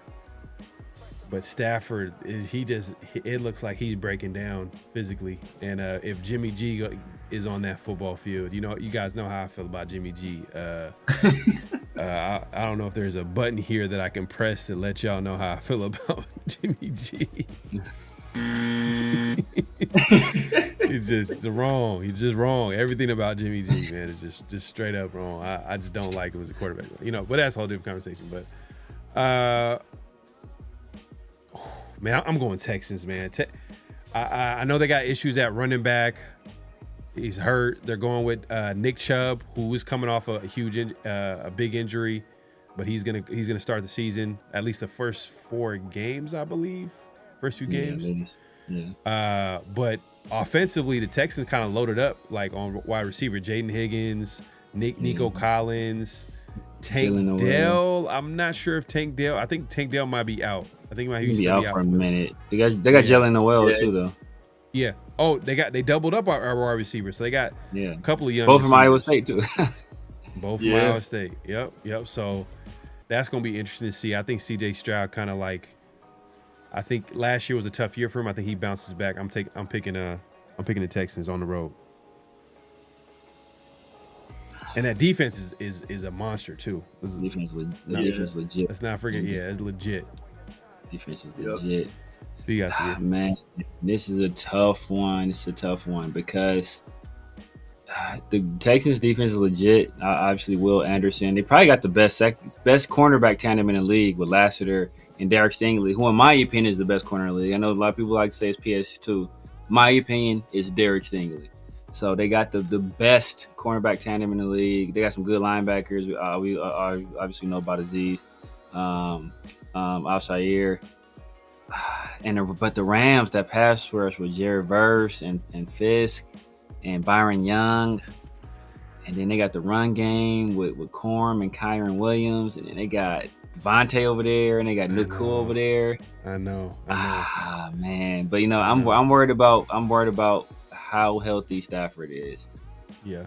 I'm gonna go with the Texans because I don't think Stafford finishes the game. Yeah, that's what I'm thinking. This is another this is back-to-back games, tough games. Lions and Packers and Texans and Rams. Like Rams is one of those teams. Like I'm worried about the Texans offensive line though against that. So tough. I'm still going. That's what I was gonna say. I was about to bring that up. Yeah. Go ahead, Mitt. Who you got? Yeah, man. I like how y'all were highlighting like all the skill positions for the Texans, man. Because I mean, they definitely loaded up. It's just like they didn't address their interior linemen at all. They got rid of Jeremy Tunsil, right? I think they traded him or like released him in the offseason. So it's just like, I don't know. I want to see it first. I feel like they're still going to be productive, but I got to go with the Rams here, man. I just feel like I know Matthew Stafford was injured, but I don't know. He seems healthy, at least from what the reports are. It looks like he's going to play. We'll see how his old ass deals with any pressure, any hits. But no, I'm going to go with the Rams this week. I ain't mad at you, man. I like the Rams team if they're healthy at quarterback. With Stafford, like, they look like they're a team that's ready kind of to compete in the playoffs. I think last year, did they win a playoff game last year? And like, they're ready. Like they rebuilt that roster after Aaron Donald. Like they have like they never beat the Eagles. Yeah. That's like Rams 7-8 sacks in that game. But if Stafford is not the Bills too, go ahead. Yeah, and there's a reason why Stafford chose to come back to the Rams, because he knows like they're ready to win. They're ready to win now. But Marty Marsh's Ram defense came to eat on this bad O-line. Yeah, man, that O-line is. Yeah, you make a good point. So that's a tough one.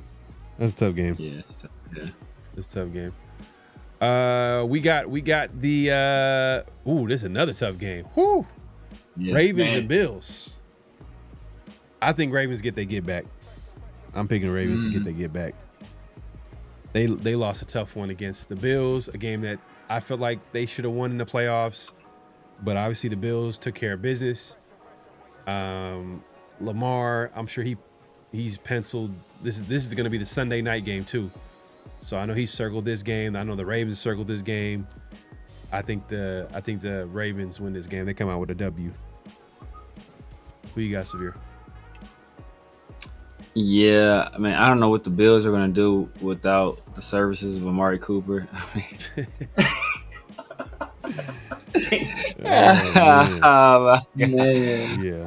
Man. But I'm gonna go with the Ravens because I think, first of all, I think this is I think Lamar Jackson takes this game personally because I think they low-key robbed him of MVP. And Josh Allen is a hell of a quarterback, right? I don't want to take anything away from Josh Allen. Don't even they robbed him. They robbed him. He had better numbers than his MVP year, and he had way better numbers than Josh Allen. Yeah. It was like almost like, oh, we're tired of giving the MVP to Lamar. Michael Jordan rules. Like it was just like, or the LeBron rule. Like they have to give it. They have to give somebody else, like for whatever reason. Anyways, let's go ahead, Sabir. Yeah. So the only thing I'm worried is that like King Henry's been consistent for is this the year? Is this the year that the train goes off the track, the train derails, and that King Henry ain't the king no more? But they still got Justice Hill. I like Justice Hill too. I'm gonna go with the Ravens. Like I said, Lamar Jackson revenge game. Joe Burrow had better numbers than both of them. Joe Burrow did have a great year. Yeah, but they didn't win though. That's the thing though. He wasn't winning. Yeah, he wasn't winning. Yeah. He also put up like 5 touchdowns versus the Raiders too. So I mean, come on now. Yeah. Yeah. But who you got, man? I don't know, man. I feel like y'all were talking me into the Ravens there for a little bit. Yeah, I mean, I don't know if the Ravens really just like leveled up on, like they got Jair Alexander too to go with Malachi Starks. Like it's just Kyle Hamilton. Like they just paid him too. Yeah, they're ready to win now. They're ready to win now. Like it's now or never. Yeah, it's hard to pick against them. I'm gonna go with the Baltimore Ravens going into to Buffalo and getting the dub. It is in Buffalo, but it's not December or November, so you know what I mean. Like So it's the time of the year kind of helps too as well. It's not gonna be like a cold. True. Yeah. Same. Yeah. And Josh is cold. I think Khalil Shakir is gonna be healthy. I think Keon Coleman takes a step forward. I like Cook at running back. But yeah, I just think I I saw what Lamar did last year when he had that play. Oh, was it against the Bengals? That crazy play he had. Oh, Mark Andrews dropped that touchdown to tie the game. Oh that's it. Oh, he had a few bad plays. He had a few bad plays in that game. Like, didn't he fumble and he dropped a touchdown or something like that? Yeah, I think it might have been that. Oh yeah, he did. That's tough. Yeah, and you know, to be honest, Ravens is a way more talented team than Bills. Look, Bills got talent though. Bills got talent. They got talent, but just look at their defensive talent compared to the Bills. The Ravens' offensive talent, like if we can go to a quarterback. Okay, it's a wash. Josh Allen and Lamar, but then you just look at they have Derrick Henry back there who rushed for like damn near 2,000 yards. Like if it wasn't for Saquon going crazy, like he really overshadowed Derrick Henry. Like he had like 1,900 yards, I believe, rushing the football. Yeah. And their tight end room, you know, Mark Andrews. There's probably if it ain't, they probably have the best tight end room in the NFL. Raiders could overthrow them this year. If Michael Mayer steps up, I think the Raiders can get him. But Isaiah Likely is a dog too. Yeah. So I don't know, man. Who you got? So you got the Ravens, Mint. All right, perfect. Yeah, I think it's gonna be a close one though. All right, man. Amari kind of says Bills all day. Winter Soldier will have to be carried off.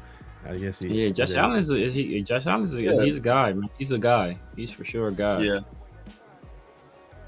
All right, man. Another divisional game. We got Vikings and Bears, AFC North matchup, Monday Night Football. Oof, man. Last year, the Vikings were like the team. I think they might have been the last undefeated team last year. Yeah. I believe. This year, J.J. McCarthy's the starting quarterback. Last year was the guy that went to Seattle. Sam Darnold. And then we got the Bears, Caleb Williams. He didn't have a terrible rookie season. It's just like he just was overshadowed by Jaden Daniels, and he was like the number one pick. So everybody like thinks like, oh man, Caleb Williams is not good or whatever. But I don't know, man. First year it's in Chicago too. Yeah. I haven't really picked any upsets. Only upsets I picked. Maybe Seahawks. I think the Bears are talented too. I'm picking Vikings, man. Vikings. they're ready to win, bro. I'm not gonna play around, man. I'm not gonna play around with this. Who you got, Severe?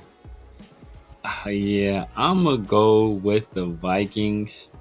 And you guys know this game features two quarterbacks I really wasn't a fan of, to be honest with you. I wasn't a fan of Caleb Williams. I said that when he was getting drafted.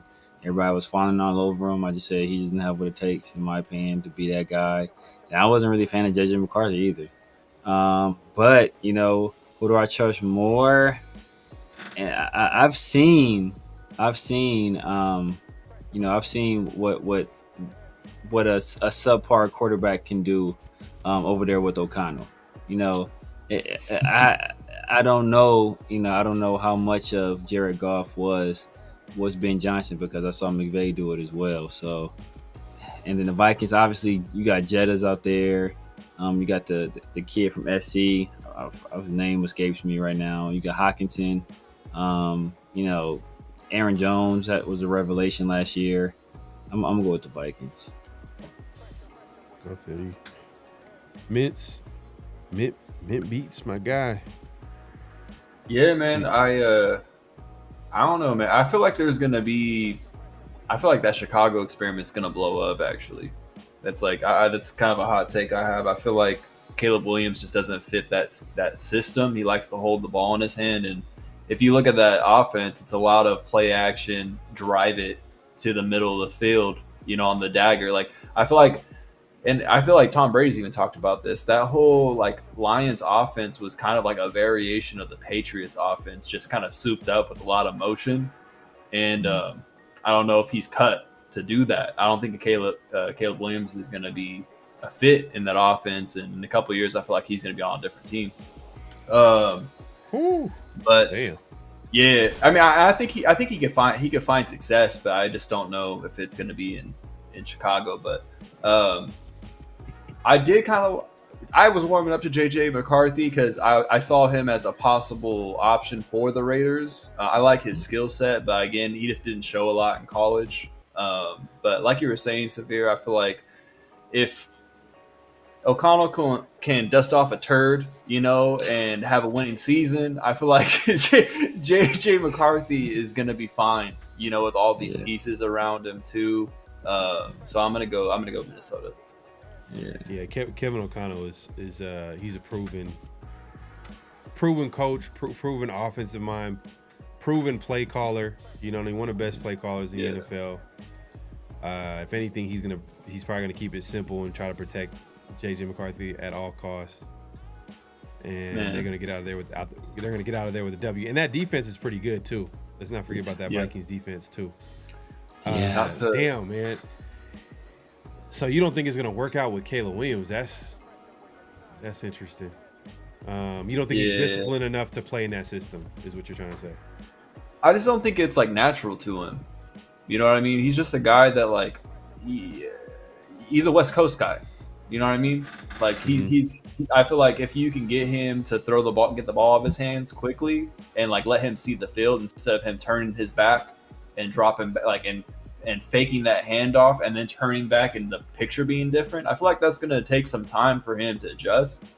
And maybe he'll be serviceable, but I just don't think that that's gonna be a long-term marriage between him and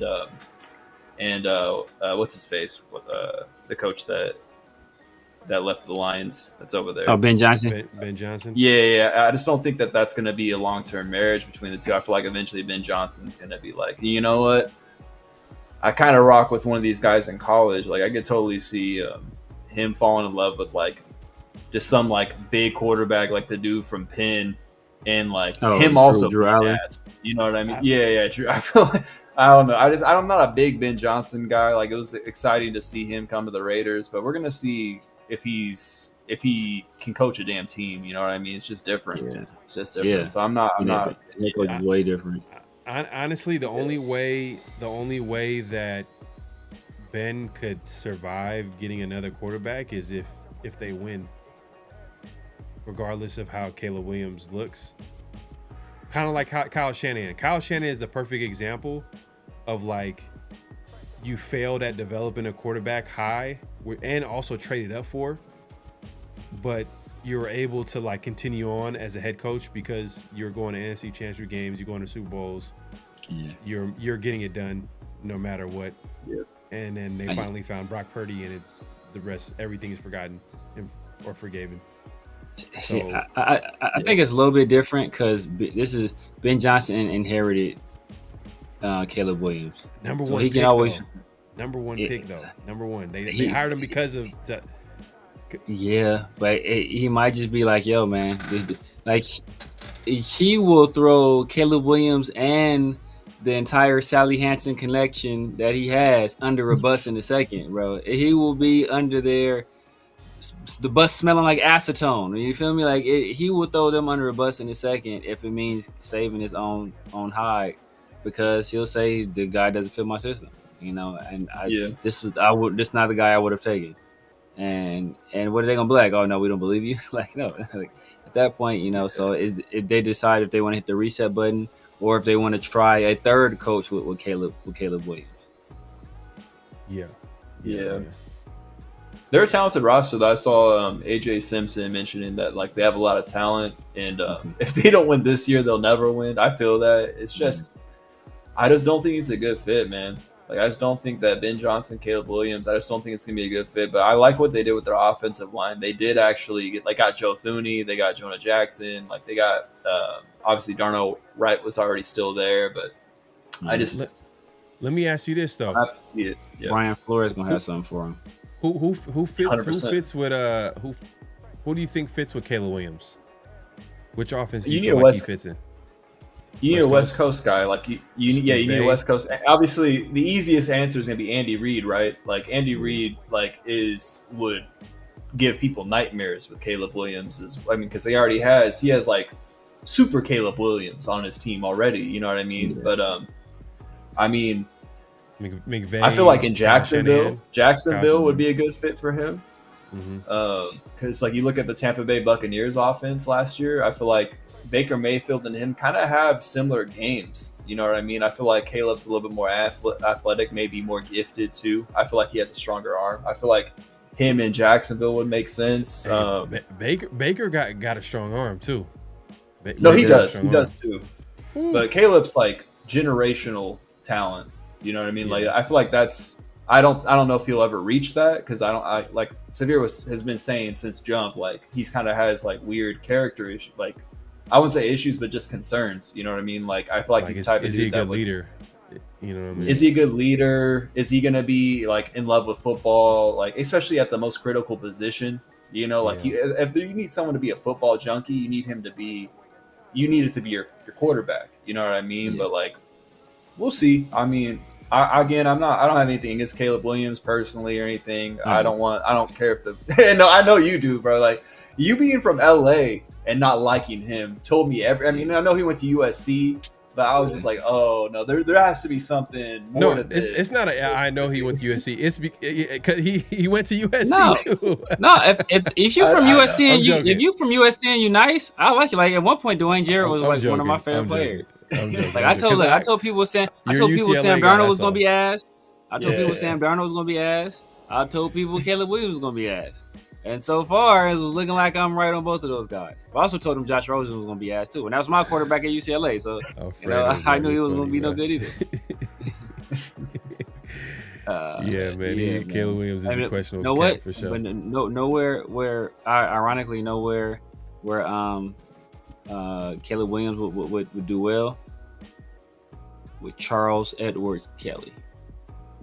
Oh yeah, Chip Kelly. Yeah, that's another good one. Yeah, bro. I feel like that would be perfect. Ironically. Yeah, that would be a perfect fit. That's interesting. How about like the McVays and the Kyle Shanahan? Sure, McVay. Yeah, for sure. Absolutely. Because they move the pocket a little bit. They'll have them roll out, play action, and just like roll out. Easy completions. Mm-hmm. Yeah, like because you got the motion. You know what I mean? Like it's. Old boy with the Dolphins coach. Oh, for sure. Mike McDaniel. Man, he would cook. Mike sure. McDaniel. He got some crazy stuff going on. Michael Penix is offensive coordinator. He's a McVay disciple. Oh yeah. Okay. Yeah, I forgot word. Yeah, that was an offense coordinator. Zach Robinson. Yeah, Zach. He was the quarterback's coach, right, for a little bit. Or yeah. He was an offensive coordinator. I think he was a quarterback's coach before, and he was an offensive coordinator too. For the Rams. Yeah, you're right. The Rams. Yeah. Yeah, those are the ones that come to mind that I could think of. That even. I don't know if you want to put the Seattle's OC. Seattle's OC. LaFleur. I think LaFleur. I think LaFleur would cook with him too. Yeah. Well, LaFleur is one of the best in the he's top 5, right? Like play callers. Yeah. For sure.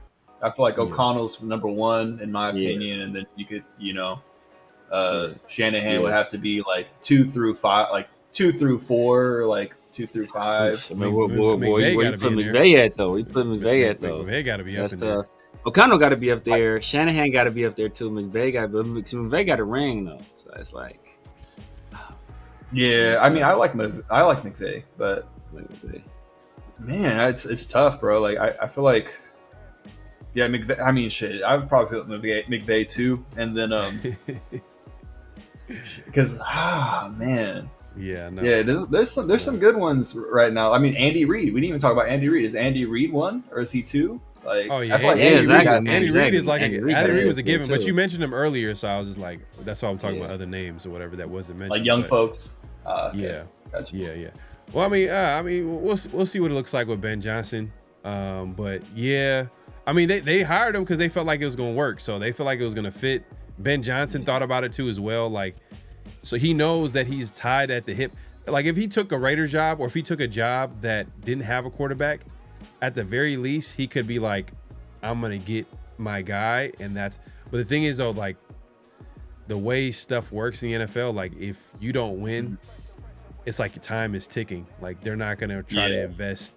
So like he had to go to a team that already had a quarterback, and like the Bears man, they already had that guy. They already had that in place, so it wasn't even a no-brainer decision for him to go to Chicago. But we'll see how it shakes out, man. Week one, we're able to finish out the pick'em games. Mint, my guy, man, appreciate you coming through. You represented the field. We're gonna be doing this throughout the season. Me and Severe are gonna be going at it, and pretty much this is gonna be for a hat, man. And I'm gonna get a hat, man. And it's not gonna be from Culture's Kings too. It's not gonna be from Culture's Kings. Oh man. Oh, he's going to Kid. He's going to Kid. Let me get on my Google machine then. Let's see what I'm trying to get me that's funny. Get me a Cameron chinchilla hat. Cameron chinchilla hat. You get the flip phone and everything, bro. That's funny, man. That's funny, man. But hey, man, great show. We appreciate everybody pulling up, clocking. At this point, clock out, hit that like button, hit that subscribe button, hit that notification bell. We're going live on both our channels, me and Severe, and obviously we have a special guest, Mint Beats. Appreciate him coming through. Shout out to Nick Cattles for coming through and breaking down the Patriots. Really good stuff. If you guys just joined us, missed that, definitely watch the replay to get a good idea of what the Patriots are going to be bringing on Sunday. So definitely check that out.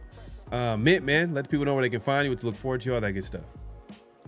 Yeah, man, you can find me at mint.beats everywhere. You can listen to my music on Spotify. I got some videos on YouTube. You can shoot a follow at me on Instagram. That's where I'm the most active. I was doing some music reviews, but I'm gonna start releasing some more beat tapes here soon. I've been taking a little hiatus. I feel like the seasons are changing a little bit, but I'm gonna be sharing more content here soon. But yeah, tap in with your boy. There you go. We got the Severe Raider, man. What's going on, bro? What can they look forward to? Let the people know. You guys know what it is, man. The Severe Raider here on YouTube, IG, X, Snapchat, TikTok, everywhere. The Severe Raider. Rocking out Tuesdays, man. The 50-50 show with my dog PharoahNFL. Obviously around the Shield, as you're tuning into now. And Sundays and Wednesdays in the Raider War Room. My guys, Chris will protect the Shield and 805 Raider. And I'm working on a Monday show, trying to get the logistics going down. It might be a membership only show, you know. Once I get I'll probably soft launch it, you know. But then they'll ease that into a members only show, so give y'all a little something extra for the membership. But I'll be on the lookout for that. There you go. Yeah, man, we'll be back here next week. We'll probably be reacting to the Raiders Patriots. We are going to be reacting to the Raiders Patriots game next Tuesday on a 50-50 show. Definitely check that out. And then around the Shield next week, we'll have another guest. We'll try to get we'll try to get it. We're going to keep this consistent. We'll try to see if we can get another guy representing the opposing team and try to see if they get an idea of the enemy. You know what I'm saying? Like we got to see what the other team is bringing in. And be honest with you, if we're keeping it real, yeah. We don't really care about the other teams. You know what I mean? We don't really care about the other teams, but the other teams have guys that care about their team. So it's good to get the information from them because it's going to be very genuine. They're gonna tell you exactly what's going on. Obviously, we had Nick earlier. He was able to break it down in regards to the Patriots. So hopefully we'll get the same next week with the Chargers. But hey, I just want to let y'all know, man. Just be prepared. There is a possibility that I won't be able to find a Chargers content creator because, Charger fans, if you guys don't know, they really don't exist. They might not have one. They might not have someone reputable that we could bring on to break down the Chargers, so we might have to figure out something creative. But if we do find one, man, definitely just tune in either way. Around the Shield next Thursday, live show. Definitely tune in. And also all types of content. And watch that Amari Cooper video, a clip that we clipped that one from last week. I'm gonna do that more often, clipping shows to make it simple for everybody watching. I know because man, we have some dope conversations, and we're talking about Amari Cooper struggling and all the issues that he could possibly have. And guess what happened? He realized that too, and he retired today. So, man, you definitely gotta watch, bro, because we call it like we see it, man. But yeah, man, we appreciate everybody pulling up. Clock out, hit that like button, hit that subscribe button, hit that notification bell. Any last thoughts before we head out, man? We didn't give a score prediction for the Raiders Patriots game. We just picked the winner. So I'll start it off. I'm gonna go. Ooh, the Raiders defense scares me. It does. I'm not gonna lie. I'm gonna say 28-24 Raiders. 28-24 Raiders. Mint, what you got? Oh, okay, for sure. I think I'm gonna stick with 2017 Raiders. I feel like it's gonna be a slow burn game. Low circle scoring. Okay. All right. Yeah. Severe, what you got? I think I said earlier 27-24 Raiders. Jamal Adams with the pick 6. You called out the score. Yeah, you did. You called out the play. I didn't hear the score. So you said 20 27-24. 27-24. We got to score to win this game. We got to score to win this game. No, we got to score. And just hearing Nick talk about it, I think he's concerned about like what the Raiders got on offense. And Chip Kelly, they've been vanilla all preseason. So like this is the time he's gonna open it up. We're gonna see what he does with Brock. Tight end screens to Brock. They don't he did it at Georgia. Let's see. They have no answer. But hey, man, we up out of here, man. We'll see y'all next week, man. Peace. Peace.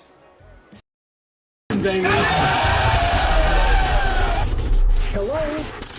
You play to win the game. You don't play to just play it.